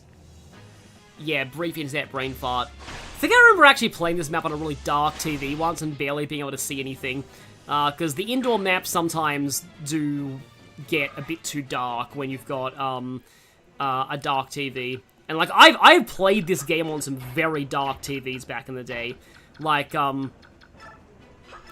I would sometimes go over to my dad's house and his TV was quite dark. Because I had a bag. I had like a backpack. I feel like I talked about this in the original Let's Play as well, but I had a GameCube bag that like could store the GameCube, controllers, all of its cords, like games, like everything you needed to take it on the go. Like that was really cool. I was able to take that to my dad's house and like play the GameCube there.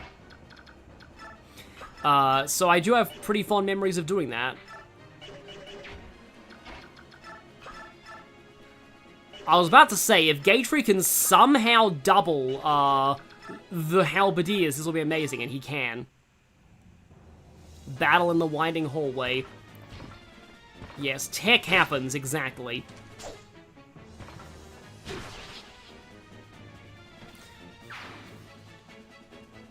But yeah, I love that GameCube bag. It was like, I don't think it was like a, it wasn't official, but it was like a,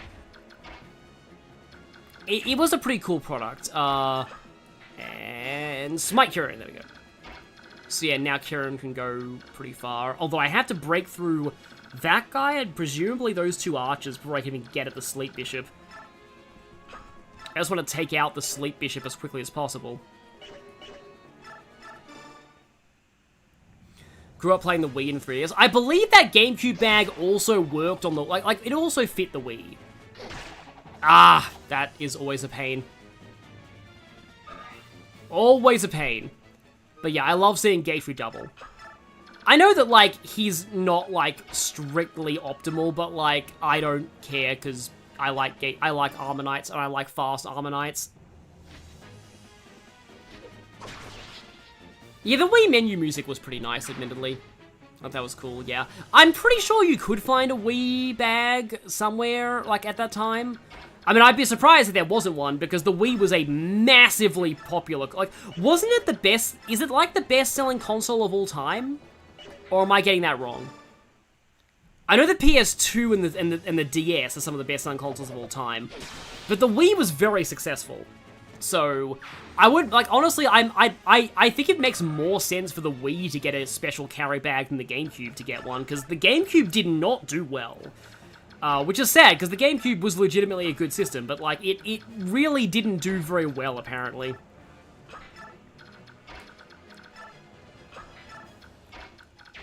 So, magic over 2, 15, that's, like, 8? I'm going to assume that it rounds up rather than rounding down, because a lot of things round up rather than rounding down.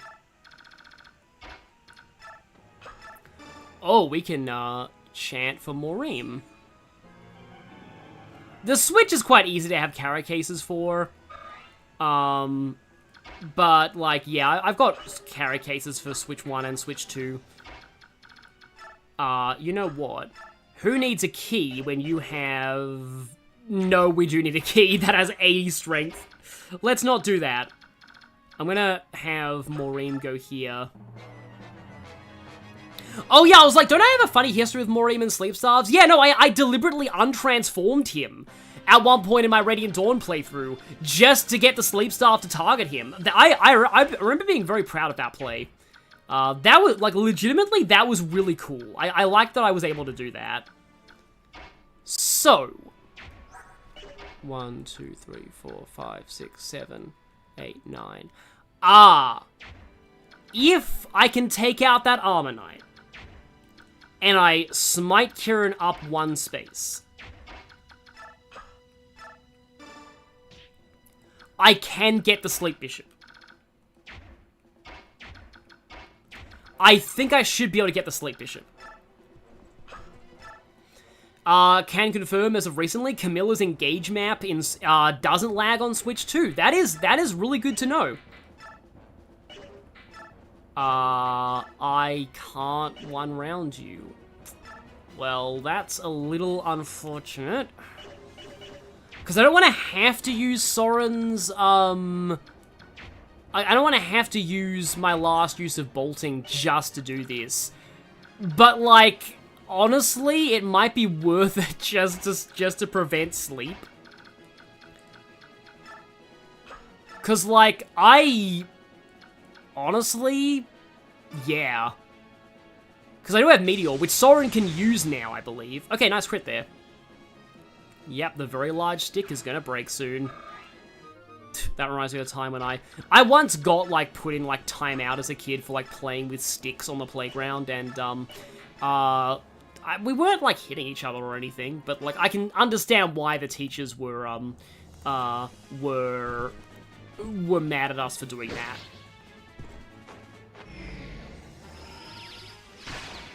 So, okay. No sleep there, at least. But yeah, that was a time for, like, that was a long time ago. Yeah, I'm being suddenly brought back to that time where, okay, Volk will open this door. Okay, it's not a killer, it's just a steal. Stop! Don't open that door! Actually, it's appropriate to say that now that we've got a new Resident Evil game. Anybody who's ever played Resident Evil, like, not ever played because it's only just come out, but, like, anyone who's playing Resident Evil Requiem, how is it? Because I've seen a couple of people stream it. Like, it's really not my thing, but I do kind of like how they're trying to combine the more, like weak protagonist survival horror with the, like, with super armed to the teeth kill zombies in droves protagonist Resident Evil.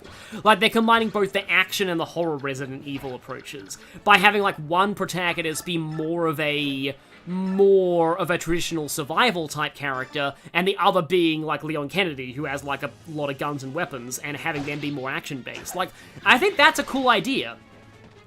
To kind of try and appease fans of both styles of Resident Evil by just having them both in one game. And I believe that is... Yeah, that's S-rank! Which means that she can use Stefan's sword now. Of course, whenever I think of Leon Kennedy, I now think of that, it wasn't like it wasn't an animation, it was like a... It was a fan, like, song, I guess, movie. But the whole, I'm screaming at Leon because he's so thick, his spatial awareness is that of a brick. I always like those lyrics. It's about QTE spam in Resident Evil 6. It's the, when you start to play Resident Evil 6, you hammer the buttons and wiggle the sticks.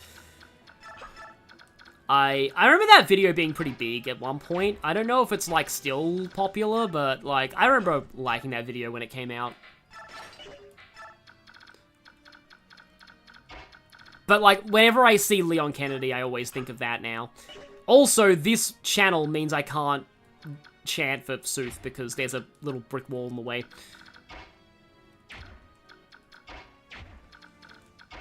Unless...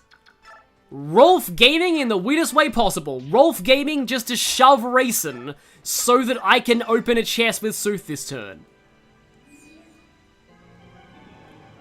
Oh yeah, Mega Man X4 kind of did that as well. I feel like in most of the Mega Man X games, Zero is either really overpowered or really bad, and it's either one or the other. Oh yeah, the stiletto, the most powerful combat knife. 8 might. It's effective against armored units, by the way, so that's one thing. But like 10 crit, yeah. I mean, it's better than a normal knife, but like, yeah. There's, like, no reason not to use... Because knives don't have ranks, like, everybody who can use knives can use every type of knife, so... There's no reason not to use stilettos when you have the option, but, like, it's still kind of funny. Aha! No arrows for you. Rolf bullies bird. No, I was honest. I've been practicing, like, Age of Empires 2. I started to play Age of Empires 2 a bit again recently. I've been practicing a bit, and, like, I can beat standard AI fairly consistently. I tried moderate last night, and I got wrecked. I'm getting a better hang of villager economy thanks to Spirit of the Law videos, but, like, my wood economy was off, and I didn't have enough wood to, like, get my stuff going in time, and, my opponent built a bajillion knights, and I didn't have enough halberdiers, and didn't have enough of my own knights to counter the archers that he used to counter my halberdiers, so I just got wrecked. But, like, but the game that I did previously was, like, was like, I was playing against the Mayans, and I was the Goths, and I got to their town, and they had, like, 50 crossbowmen.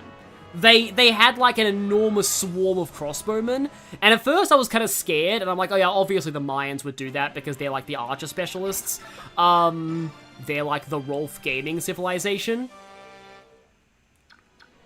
Also parody. I'll talk about that in a moment, because I want to finish this topic. And then I was a little bit scared at first, and I'm like, wait a minute, I'm the Goths. I am, like, literally the best civilization to counter archers.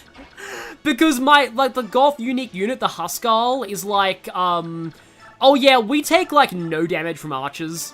Like, they have, like, a bajillion, well, not as much as rams, but, like, they have, like, 10 pierce armor. So they're just like, yeah, archers barely can hurt us. And you're encouraged to swarm them, because Goths are the swarm civilization. They have, like, we make infantry fast. Goths are basically Sammy from Advance Wars. They're like, we're the infantry spam civilization. We have, like, we make infantry faster. We can also make our unique unit at the barracks as well as the castle. And also, our unique unit can just be spammed very easily. And it's just like, yep, rip everything. Because, yeah, Mayans are not a good civilization. Like, I don't know if there's, like, because I've seen, like, the actual official statistics for, like, Age of Empires competitive, and it's kind of interesting. Like, even the most often winning civilizations, they're still, like, only barely above 50% win rate. Like, I've heard, like, the Romans seem pretty good at the moment, which is kind of a shame, because they're meant to be, like, a kind of a callback civilization to the early game. That, like, Romans weren't even allowed in multiplayer for a while, I think. And then people really don't like the Three Kingdom civilizations because they have hero units in multiplayer, which you're really not supposed to have. Because it, like, messes with a lot of dynamics, because, like, really, you're, like, the game balance of multiplayer is not designed around you having hero units, so that does feel a bit weird. Yes, arrows can't find them through the gloom, yeah. 5-second creation of Huskarls to the barracks, yeah. That was that whole thing of, like, yeah, we have, like, we let infantry be created faster, also, we can create infantry at the barracks, and, yeah, Goths and, like, Huns are, like, the more traditional, like, spam faction, because they don't need houses, so it's just, like, one of the things that I do really like... Oh, great. Internet just went red again, so I'll stop.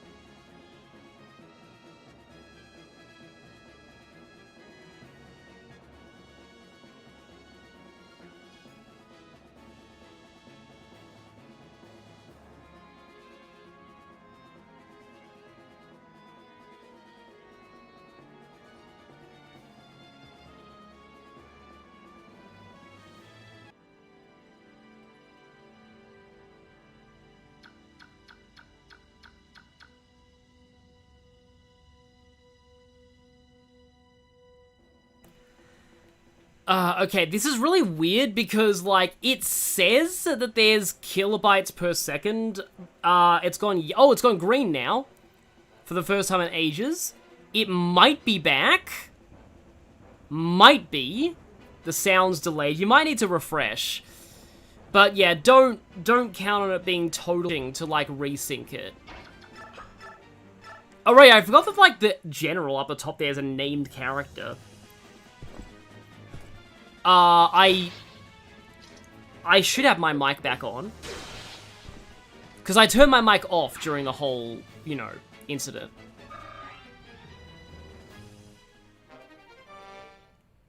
So, yeah, we'll see. Something's up with the... Again, like, try refreshing, because it seems fine for me. You can hear me now. Good, yeah. Again, just, like, try refreshing.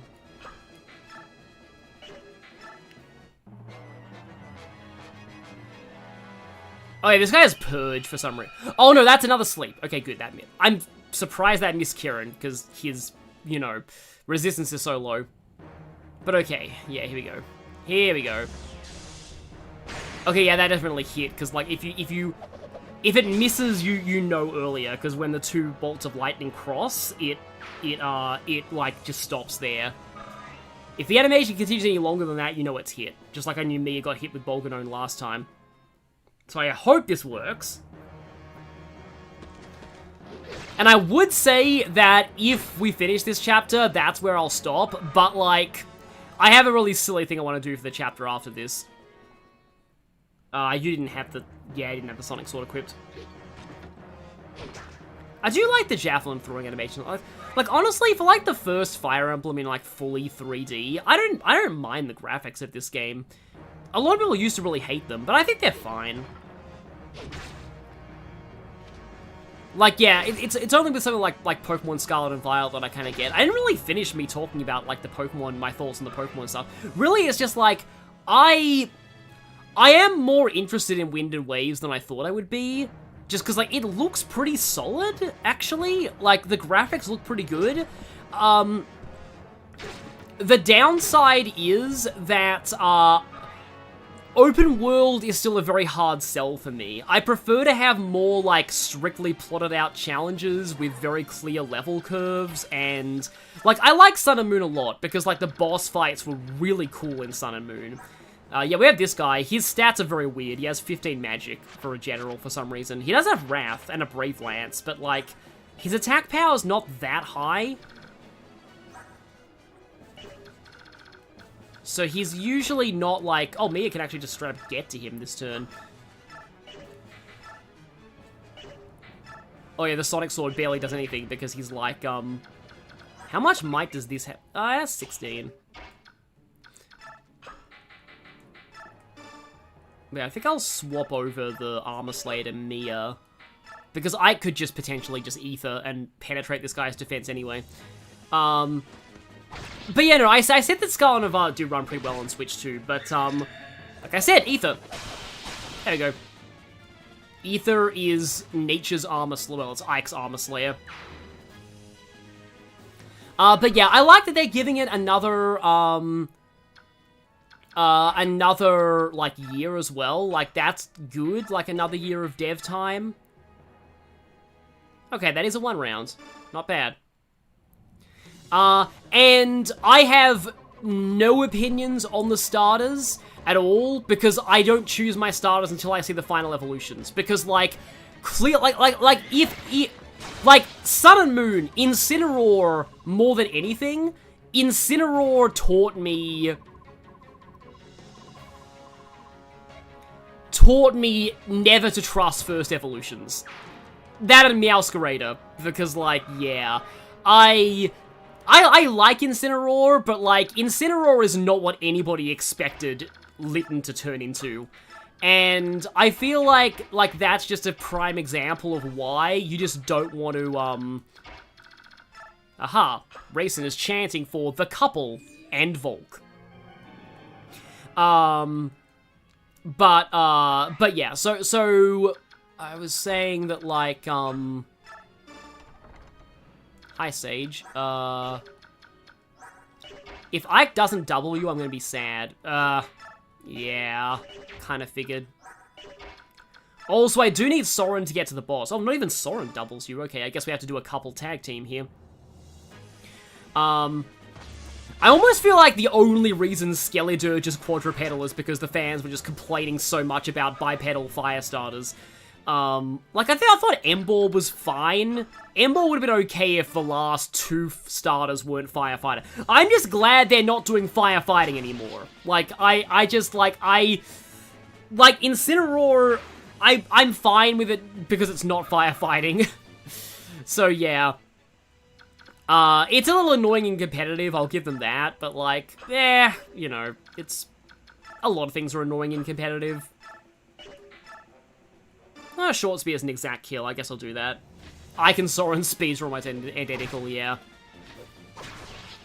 Okay, there we go, nice, Why do the warrior helmets look like they have chicken combs? Kinda does look like they have chicken combs. But okay, Mage, not quite Mage Slayer, not quite Sage Slayer Gatry, but I guess Mage Slayer Gatry. Yeah, them doing firefighting for 3 generations straight, like, it's not a bad typing, but, like, doing it for the fire-type starter 3 generations in a row was really stupid. Like, I'm glad they stopped. But, like, yeah, at the moment, I think the Pomeranian I kind of lean towards. Like, Brout looks a little too similar to Rowlet, and, you know what? Why not, Rolf Gaming? And... They have literally already done a Water Lizard with Sobble, so I don't really know what the point of, like, them having another one is. I did see a theory that it might become a Water Poison Komodo Dragon, and that might be cool. And, like, I saw another theory that the Fire one might end up looking like Barong, which that would be really cool. So, we'll see. But yeah, like, I don't judge starters until I see the final forms. Yeah, that's just my whole, like, yeah. No final forms, no making my choice. I like how there's always a chorus of Rolf Gaming every time Rolf does something. I was gonna say Rolf does something cool, but no, every time he just does something, it's always a chorus of Rolf Gaming. And rip very large stick. It is going to that... school playground in the sky. Didn't get a level up out of that.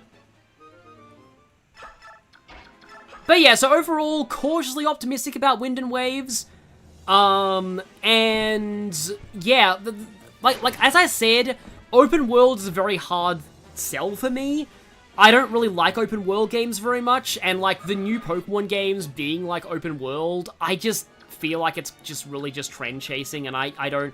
And, like, Metroid Prime 4 has kind of shown, the open world bubble has well and truly burst.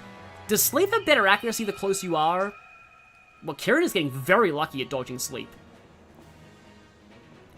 Kieran has got the Insomniac ability from Pokemon, I guess.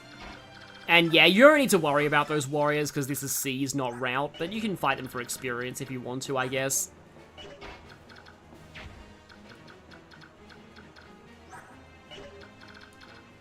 I would send Maureen back there, but I think I'd need him to shove my thieves around. Energy drop's pretty good. Someone's end up having to give that to Ike. Okay, you can go down there. Raisin is just a very fun unit. Yeah, like, Mia can go, like, there, I guess. No, I think I would do that, yeah. And then Raisin can just do this. Yeah, we're back. We're partway through this chapter. Can Kieran give some of his low-res sleep dodge like to Zeus, please? Yeah, that's FE6 Zeus, right? Yeah, I get the feeling that he's like... Also, enemy bishops are terrible. They have, like, no attack power at all. Oh, that's Shine, too. That's the second tier light spell. And it's, like, nothing. Still so funny to me that, like, only promoted Risk can use light in this game. Then again, only Canis can use dark in Path of Radiance, so it sort of averages out. Okay, you have a door key. Oh, that was the free one. Just came back after the stream died. Okay, that's good. Your freezing cold will now retreat to blanket enclosure. Well, that sounds nice. I don't know if Kieran really wants to push his luck with. I wonder if supports affect your Staff Avoid rate. I don't want to be just talking absolute nonsense, though. But yeah, actually getting rid of this sleep staff guy without anybody getting put to sleep is a little bit of a tall order at this point. Oh yeah, usually I just let the Pegasus reinforcements handle these three. It's also funny to me how, like, a lot of, like, the more merc-coded classes, like Warrior and Fighter and Swordmaster, they're all called Mercenary rather than Daein.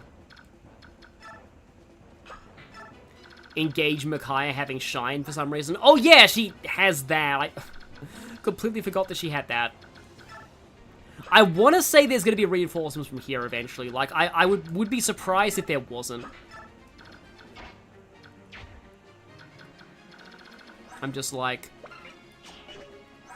Yeah, definitely 8 space ones. So, like, there. Guess I can move Kieran in a little closer. Oh, he moves. Okay, that changes things. Sleep stuff accuracy is affected by distance.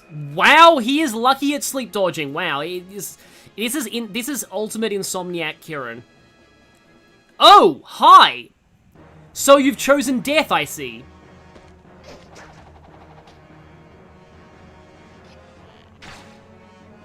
I believe they only had 2 uses left, but oh well. 3 Fog of War maps and then get... Oh yeah, Shine... yeah, as I thought. Right as I said it, they appear. I don't trust Killer Axe Warriors anymore. 14 times 3... That doesn't kill him, but that does do a lot. As I said, I do not trust Killer Axe Warriors anymore after what just happened, so... I am very, very concerned about that. But yeah, like, yeah, Shine opens up, opens up. Shine lights up squares in Fog of War, but, like, yeah. You don't have Micaiah for any of the Fog of War maps in Engage, which is kind of annoying. I think I should have... I'm gonna use my short spear on you, just because if, like, I attack you, get hit, and then they both attack me on enemy phase and both hit, then she will die, so let's not have that happen. Yeah, Kieran is too hot-blooded for... Like, there should be some kind of a hot-blooded status or something that makes it so that sleep staves don't work on you. I have a silly idea. Maureen, you stay there and smite Sooth away. Like Maureen smiting Sooth away does feel in character. But I also wonder whether I can do this. And then, racing is so fun. Like, it's pretty overpowered, but it's just very fun. Like, setting up, like, people in, like, groups of 4 so that you can, like, get as many... Oh, can't quite reach. Okay, well, that's a shame. I was hoping that I'd be able to get Oscar up there and, like, lawn dart the Killer Axe guy before he got a chance to really get going, but... I'm just, like, yeah, I've been burned before by paladins getting chopped, so... I'm a little scared what happens if Maureen gets crit, and then the other axe guy also hits. I suppose I can just keep Oscar up here on standby. Oh no, no, not again! And...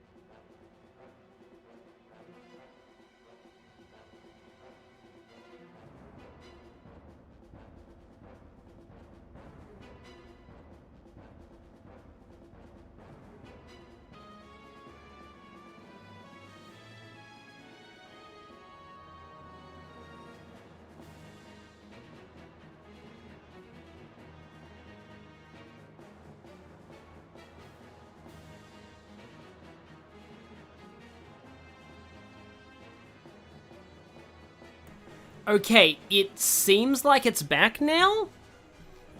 Again, everyone refresh, please, but I think it's back now.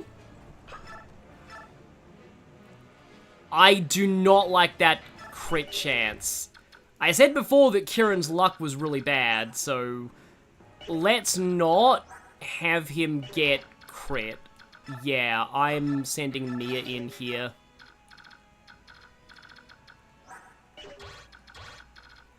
And yeah, it's working again. It might not be working for long. We'll see. I really hope we can at least just finish this chapter, because, like, yeah, this has been kind of a pain. Yeah, I would love to actually be able to finish this. I feel like reinforcements probably would spawn from down there, but we'll see. Okay, is this whatever times the charm? Okay, he finally got put to sleep. So it's like a purple swirly cloud that represents sleep in this game. So, nope. Yeah, there's definitely some kind of problem with, because, like, I can actually, like, the internet's fine. So there's definitely some kind of streaming problem. It's very, very, very strange. And this is why the Sonic Sword's not great against mages. I don't think that's going to help unless either of these crits.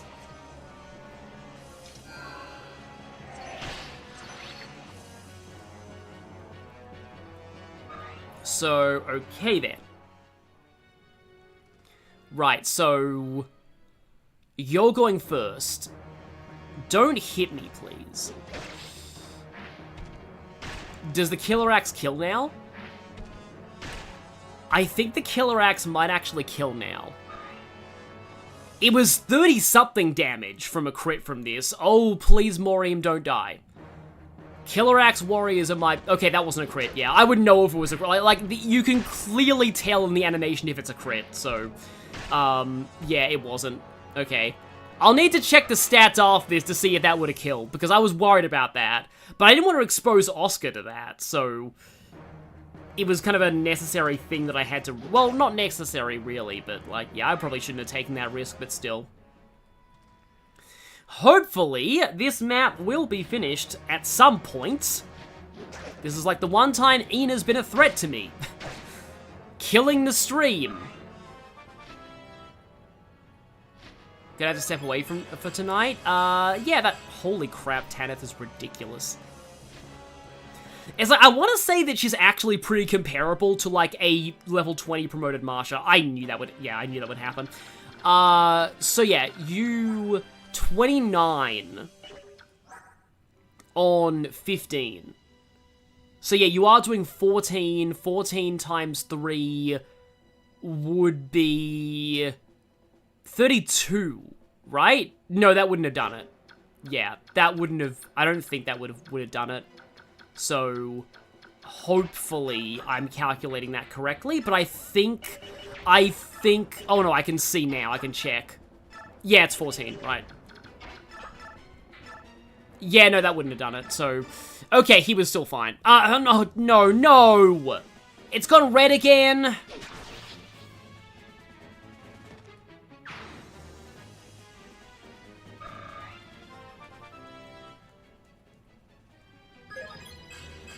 Oh, it would have killed, okay.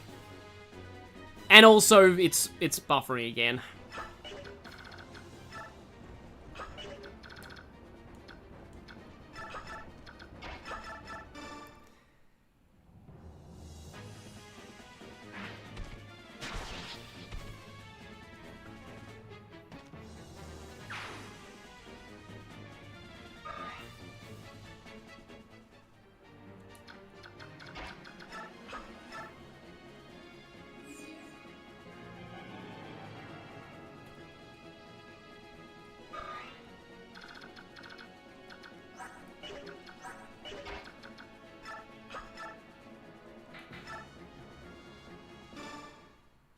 Okay, I think it's back now. That didn't last that long. I'm actually still playing here, so I'm just taking out these axe guys. I decided to just keep going on while it was buffering. It does seem to be back, at least. So, yeah, let's just smite you closer to the other chests. Well, to the other door, I mean. Yeah, that was the kind of hiccup that I could accept. Actually, I need that sniper to just die. Because otherwise Sooth could be attacked, so I don't want that, obviously. There we go, you're down, then Mia kills the sniper. I don't think I need to open this door with Sooth, like, right now. So that's probably alright. And then I had I'm surprised that I had a pretty flawless run of, like, no buffering until now. So I should count myself lucky for that. And it's got red again. Hopefully it doesn't stay red. So yeah, that door... I mean, I can Soren are ready to rush in. Do they have... how many turns is he... Oh, he's still half of 4 turns.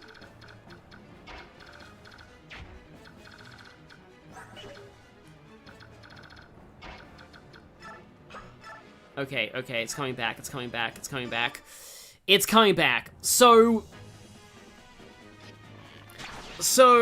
yeah, so Tanith can actually, because Tanith has the full guard, so the sniper is not a problem for her. So, she can actually just swing around there and back up Kieran while he's asleep.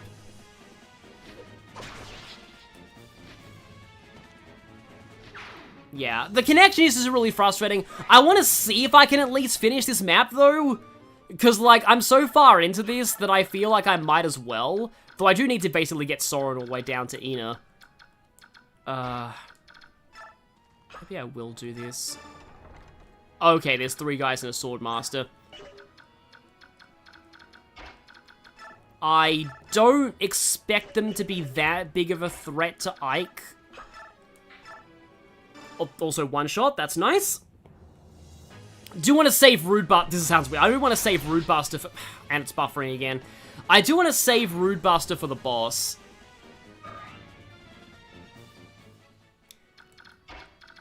Like, I know this is frustrating, but I'm just trying to, like, be calm here, because, like, you know, there are worse things to get frustrated about. Like,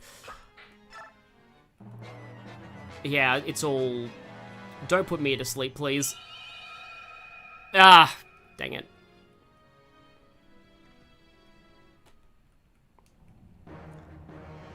Okay, well, the kilobytes per second is, like, fine, so it's going green again. Okay, yeah. Because, yeah, I've had a very stressful few weeks anyway. It's gone red again. Ugh, bloody hell. I've had a very stressful last few weeks anyway, particularly last week, like, I had I want to say last Monday night, actually, I got so stressed that I couldn't sleep for, like, I was up until 3:30 a.m. in the morning. My heart was just, like, racing and I couldn't sleep. So, like, I really need to just, like, calm down. So that's why I'm not getting frustrated over this. I've had some of the worst stress I've ever felt in my life recently, which is just not good. So I need to really take it easy. But yeah, to be fair, we've been pretty lucky with sleep for a while. Chat seems to be very behind right now, I think. You might want to refresh if you haven't. It's funny just how, like, their crit rates are scary, but enemy Swordmasters are so weak in this game that I'm really not scared of them at all. They really just don't do much of anything. I suppose... Eric Toso just made it. What did I miss today?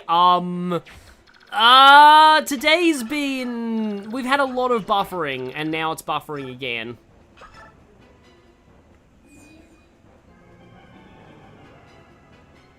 And now it's back again. Yeah, this has been not a good day for the stream. And now it's buffering again. This is extremely bizarre to me because like I said, my internet is totally fine. I can load YouTube just fine. Like, everything is working. Finally, Soren's gaining that speed that he should have got for ages.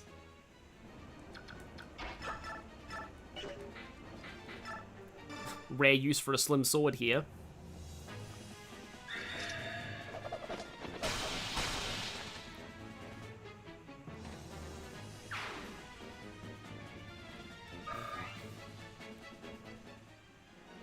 Okay, so they're all gone, so now I can grab these, and these are the only chests we have left. How heavy is that? Oh, only 7 weight. That's not that bad for Thoron. Still, like, super buffering. Oh, I do still have uses left on the longbow. Exactly 1. Come on, crit, please. Well, didn't get that. But I can at least send Tanith in here.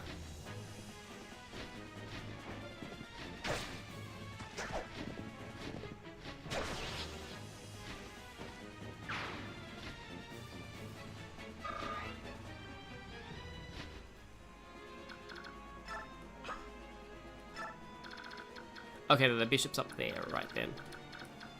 So he does have the rescue staff, but I want to say his range on that is like nothing.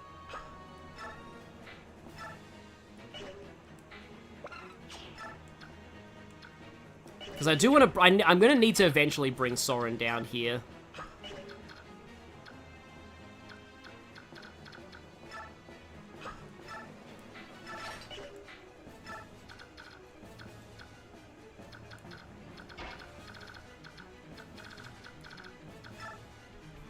Oh yeah, I need Ike down here too for Toronio.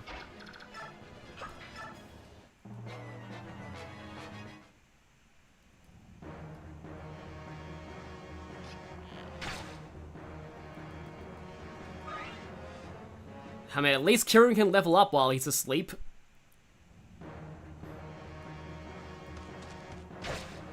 And I do have Physic on Reese, so probably gonna be fine. Okay, I'm glad that he's starting to become the tanky paladin he's supposed to be.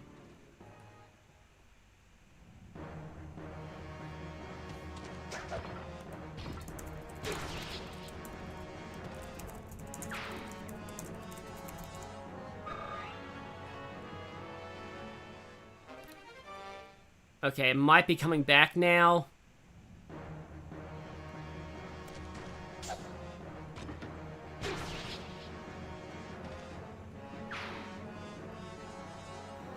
It's gone green again. I just don't know how much longer that will last. I seem to apologize. Yeah, I do. That's a thing with me. It's kind of a thing with my whole family, but just, it's a thing with me. Like, oftentimes when anybody around me is upset, I kind of think it's my fault somehow. It's just a weird psychological thing. Or, like, I like to think that I can help by saying sorry. I don't know why, but, like, sometimes I feel like if I say sorry, the other people's problems will just go away. It doesn't really work like that, but, like, yeah, anyway, let's not just go into that, yeah. Because that thing, like, I used to have a complex, right? Oh yay, corrosion, what an amazing skill. Yeah, let's not talk about, like, kind of depressing psychological. I mean, I'm getting better, I feel. I'm getting a lot better, definitely. I'm seeing, like, I think therapy is helping me and stuff like that, but, like, I used to literally have a complex where I blame myself for every technology failure because I was convinced that I had some kind of bad luck curse, and everything I touched would fail, like, would break down, and, like, it was weird. Like, in some of my earlier playthroughs, I would often make jokes about me having chronically bad luck, and I stopped because, like, I realized it was actually a major problem. Like, I was seriously just trying to make things my fault that weren't my fault. Like, it was just a whole thing. Anyway. So, okay, yeah, I don't really go into my own psychological stuff here, because that's clearly just too much oversharing for, like, a live stream. But this actually works in... This is very fitting. Kieran now is gonna bail out... No, Oscar is gonna bail out Kieran while he's asleep. Oscar's actually coming to rescue him. So, yeah, Oscar's, like, charging in, and he's gonna save Kieran. And Kieran won't even know because he's asleep. Kieran's gonna wake up, all the enemies will be dead, and then Kieran will be like, aha! I must have somehow single-handedly defeated them all! And then Oscar's like, yeah, let's roll with that. Let's roll with that. Yeah. That's honestly, that's canon to me now. That is an actual canonical thing that would happen. Because I feel like that would actually happen. It's kind of cool that, like, losing Titania has kind of forced me to bring in Kieran and give him an actual dynamic with Oscar. Like, this actually is the whole thing of, like, why I want to maybe make that video one day of, like, why there will probably never be a Fire Emblem anime. And it's basically all about how a lot of these, like, emergent narratives that occur as a result of gameplay are a big part of Fire Emblem, and you would not get that in an anime. Like, which people you choose to use, what happens in like, maps, the moment-to-moment, like, gameplay and stuff, like, crits and stuff, like, they all tell a story, and you can't actually get that story. You can't actually... The Lawn Dart was a forged weapon name, by the way. You can't actually get that in an anime. Oh, hey, Oscar's actually maxed out his speed now. Like, when it's just a completely fixed sort of storyline. You don't really get that. And, like, also, it's more just they would not be able to cover every possible support and every possible, combination of, like, like, used characters in a single, in a single anime. Like, there's no way they'd be able to fully cover everything. And yeah, Titania got crit by a warrior. I very much underestimated how much damage that warrior was going to do. I was like, oh, he's got a killer X, but his stats are bad, so it's fine. And then, nope. He got, to be fair, Titania was definitely falling off. She was a lot less invincible than she used to be. And yeah, that's why Kieran's suddenly here. I had enough bonus experience to feed. I'm very glad that I decided to save my bonus experience. Like, I'm glad that I didn't use too much, like, recently, because, like, I could just bonus experience Kieran up to promotion, and now I've got, basically, Titania version 2. But yeah, we have to make sure that we don't lure in... Oh, right, there are chests down here. There's a lot of chests in this map, wow. But yeah, I've got to just make sure that we, I'm not going to be using the rescue staff just to, like, I could maybe try rescue staff. Oh, he's moving now, okay. Maybe I do need to rescue staff? Where's, okay, Ike's there.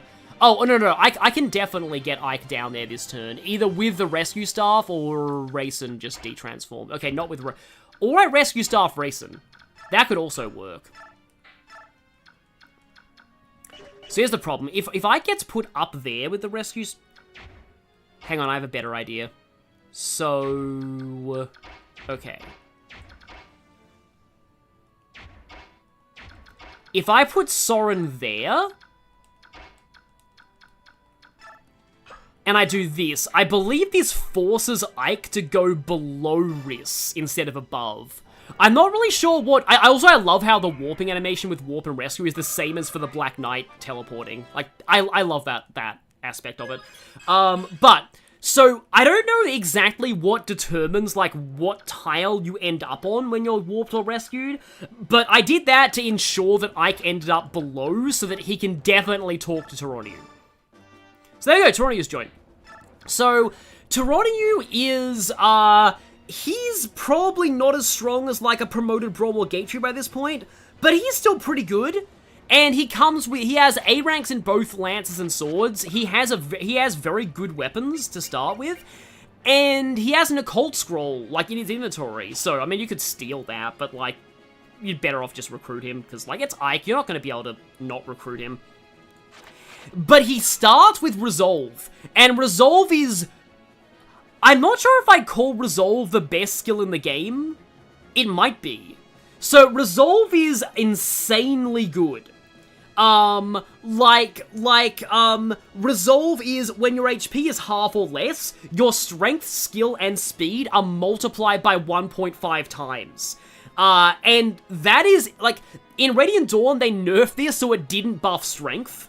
It was only skill and speed. And then Resolve only appeared again in, like, Engage, where it was only, like, +5 skill and, like, defense and resistance, I think. It wasn't even, like, skill and speed, I think. Like, and it's just a very small bonus. So, like, Resolve is extremely powerful. And the fact that Toronto just starts with it, is alone, that itself is extremely good. Yeah, Resolve is a very, very good skill. Oh, that's nice. Thank you, Phantasm Iris. That's nice to hear. Also, finally Kieran's awake. But he can't get to the enemies yet. But he will soon. And I also believe that Toronto does look pretty cool when he fights. Yeah, Resolve is kind of weird on an Armor Knight. Like, it's probably not going to make him double things, but still, like, any Resolve is better than no Resolve.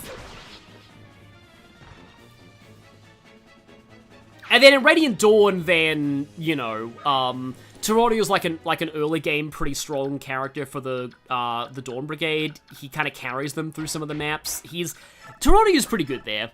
And he does kind of fall off in Radiant Dawn later, but, like, he's pretty much essential for a big part of the Dawn Brigade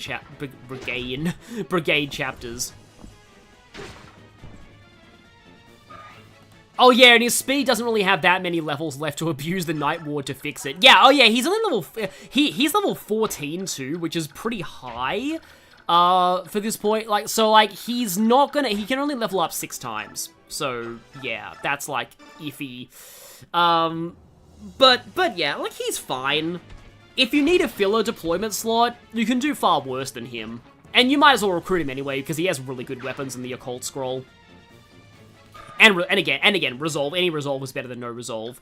It says something that you don't actually get Resolve yourself until, like, right after the Black Knight battle, which is very funny, because it would be really good in the Black Knight battle, but they're like, oh, let's not give them Resolve for this, because, lol. They don't need Resolve for this fight. Okay, yeah, he's broken the Sleep Staff, so we don't need to worry about that anymore.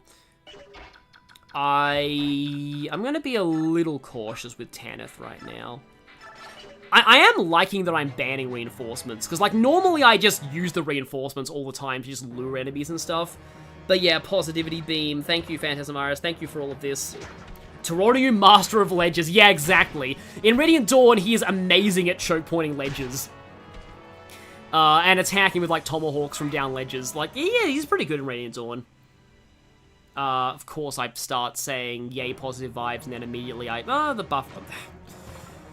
Yeah, Internet's just been dumb today. It's really weird. I think it's probably could be like an OBS issue or a YouTube issue or something, or I don't know. Finally, you're awake. Again. And let's just open this up.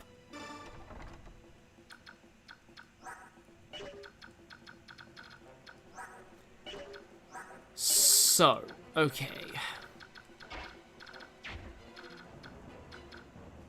Oh, right, I kind of established earlier that I was luring the Killing Edge guy with Gatry because Gatry.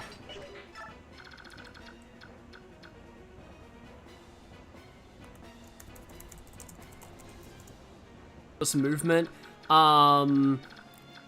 yeah, I just need to go here, and nope, okay.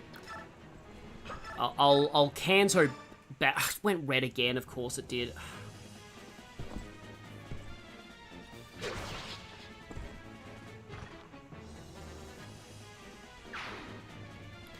I feel like there was something that I was saying a while back that was like, I need to...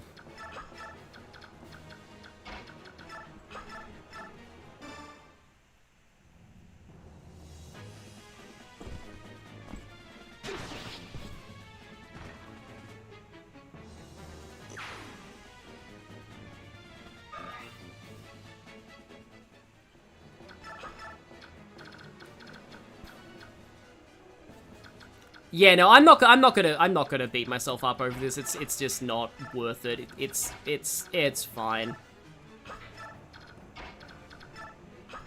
Like, I'll wait until it comes back to say this. It looks like it is getting higher in kilobytes per second. Come on, go green, please. Oh, it's gone back down again.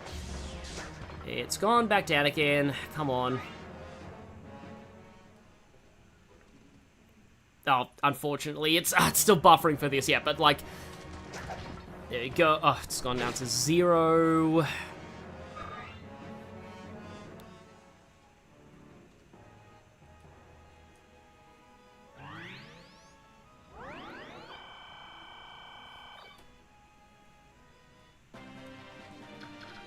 We're almost there.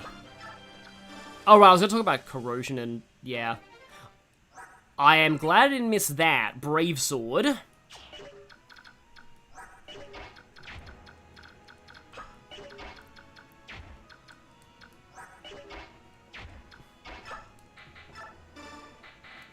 Trade over the chest key.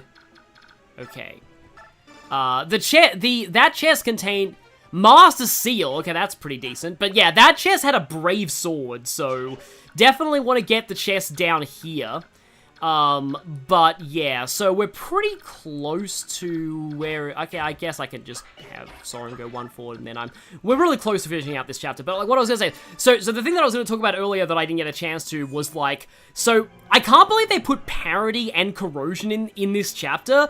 2 of, like, potentially the worst skills in this game. You know what? I'm gonna kill this Sword Master with Rolf because lol. Yes, Brave Bow, because why not?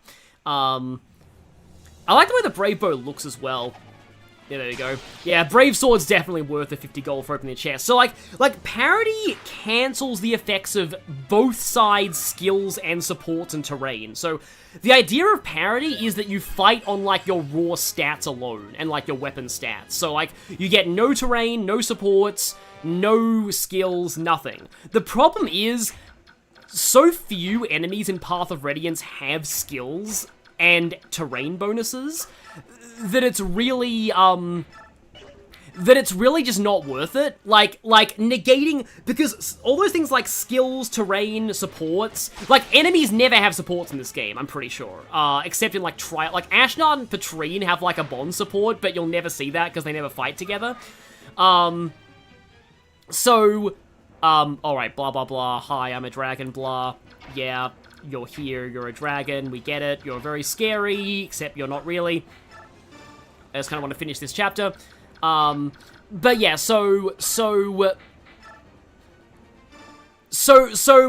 like basically all of the things that Parity is ignoring are much more likely to affect you than the enemy, so it's really just hurting you and not hurting the enemy. In Radiant Dawn, though, Parity is insanely good, because they made some important, because one, they change Parity so that you choose to use it. In Path of Radiance, if you have the Parity skill, it's always on. Every time you fight, you're negating all support bonuses, all of that, everything. You're just ignoring, like, everything. Again, in Radiant Dawn, you choose when to activate Parity. So, like, when you go to attack enemy, it's like Gamble. Like, you have the options like attack, and then you have Parity as an option. So, basically, it becomes like Nile Light, but Nile access is kind of hard in Radiant Dawn, and also it takes up way less capacity than Nile does. And also, in Radiant Dawn, remember that thing about the Radiant Dawn, like, enemy, like, ultimate skills being, like, triple damage? And every, like, 3rd tier class in Radiant Dawn will always have their mastery skill. So, the late game bosses all have their, like, instantly kill you attack skills. So, negating skills is very, very, very important in Radiant Dawn. So, Parity got an insane glow up from, like, terrible to actually pretty good. It's not as good as Nile, but you can't give Nile to everyone. So the people who don't get Nile usually end up getting Parity. And also you need Nile and Parity for Radiant Dawn's final boss, because otherwise you take stupid amounts of... Hi there! Okay, that's maybe... That instantly makes me feel better from all of the buffering. Thank you, game. Thank you, Path of Radiance. I needed that so much. And Rolf also exactly kills you. Thank you. Thank you. I wish I could hug Path of Radiance now. That was amazing. I love when that happens. The enemy does, like, the super flashy critical animation, then nope. I don't, like, I didn't think that was gonna kill him anyway, but, like, still. It's just like, eh. Yeah, that was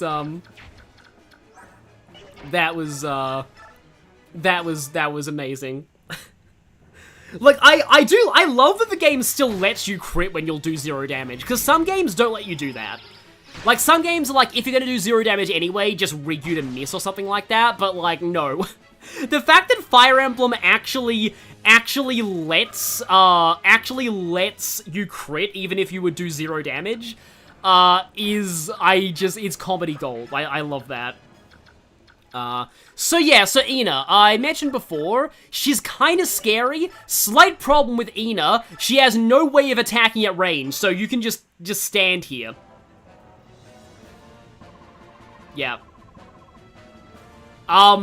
Ina, about that, it's a little less scary when you can't actually attack at long range. It's such a, because it's the first time you're fighting a dragon. Ina's actual circumstances at this point in the story are genuinely very tragic. She's a very interesting character. You've seen her, like, all throughout the story up until this point, and you're finally getting to fight her. And then it's like, oh, well, she has no ranged attack, so, yeah. Just, there's a joke in Blackadder about this play called Thick Jack Clot sits in the stocks and gets pelted with rancid tomatoes. And that's Ina in this chapter. She's just standing there getting pelted by javelins. Oh, right, yeah. So the renewal skill, in the Japanese version, the renewal scroll is Ina's one of the only people that the renewal scroll actually works on, and she already has it, so. Yeah, more reasons why, yeah. But the other problem is, with Ina not being able to counterattack at long range, is that, she's weak to thunder magic, so, and its range. Unfortunately, she does have a lot of resistance, so it will take a while to chip her down at long range, but, like, this is completely 100% safe. So, like, yeah. In Radiant Dawn, they can counter at range, so, like, yeah. They changed that. Also, in Radiant Dawn, white dragons are magic-based in terms of damage, and that's really scary. They're actually, contrary to popular belief, they're actually not magic-based in this game. They are in Radiant Dawn, though, and, having, like, dragon breath that's magical damage is just, there's no other way. There is literally no other way this could have ended. Rolf the Dragon Slayer, let's go! Didn't even need a crit. ... It's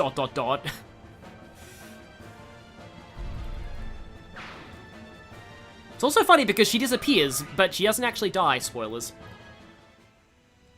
So yeah, that's... finally map over. Yeah, there you go. You are strong, I have lost. I should have learned to counterattack at range. I am dumb. That's basically Ina. Here's the thing, though. I really should be ending the stream now.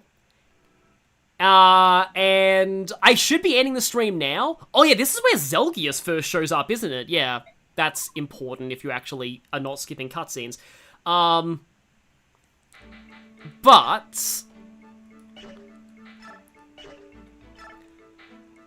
here's the thing.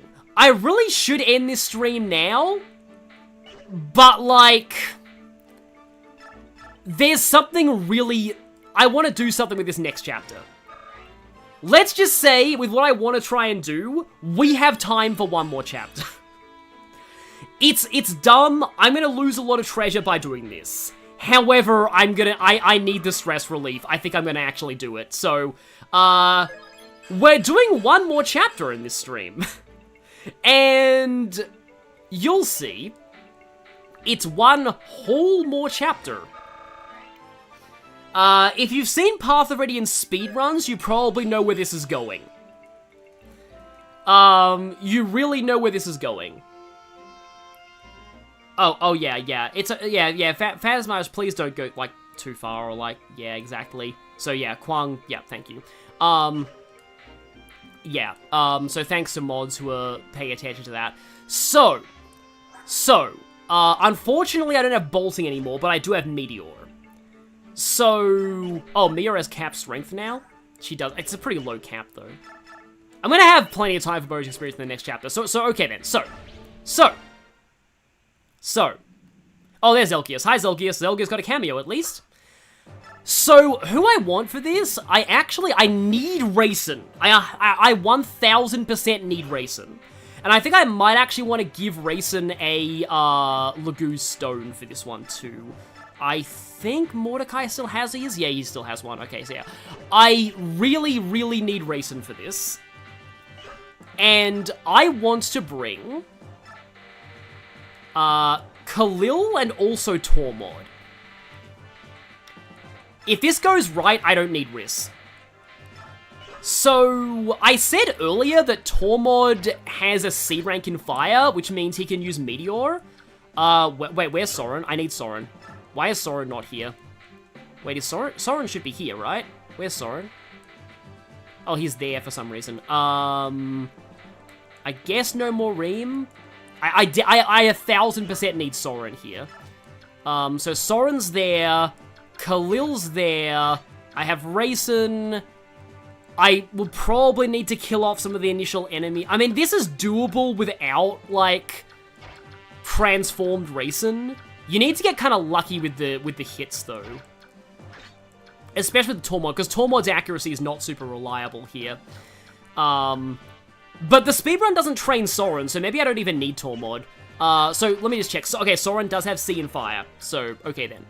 Okay. Okay. Don't know why Soren is so far back in the list here. So, if this works right, let me just give a rundown of the exact items that I'm going to be losing here. I am going to miss Spirit Dust, Nosferatu, Sleep Staff, Bolganone, Tomahawk, Silver Bow, Chest Key, Bolting, which sucks, and that's all, because I'll get the last two for killing the boss. So, the gimmick of this chapter is that there are a bunch of these priests. The priests are being used as human shields against their will, including this guy.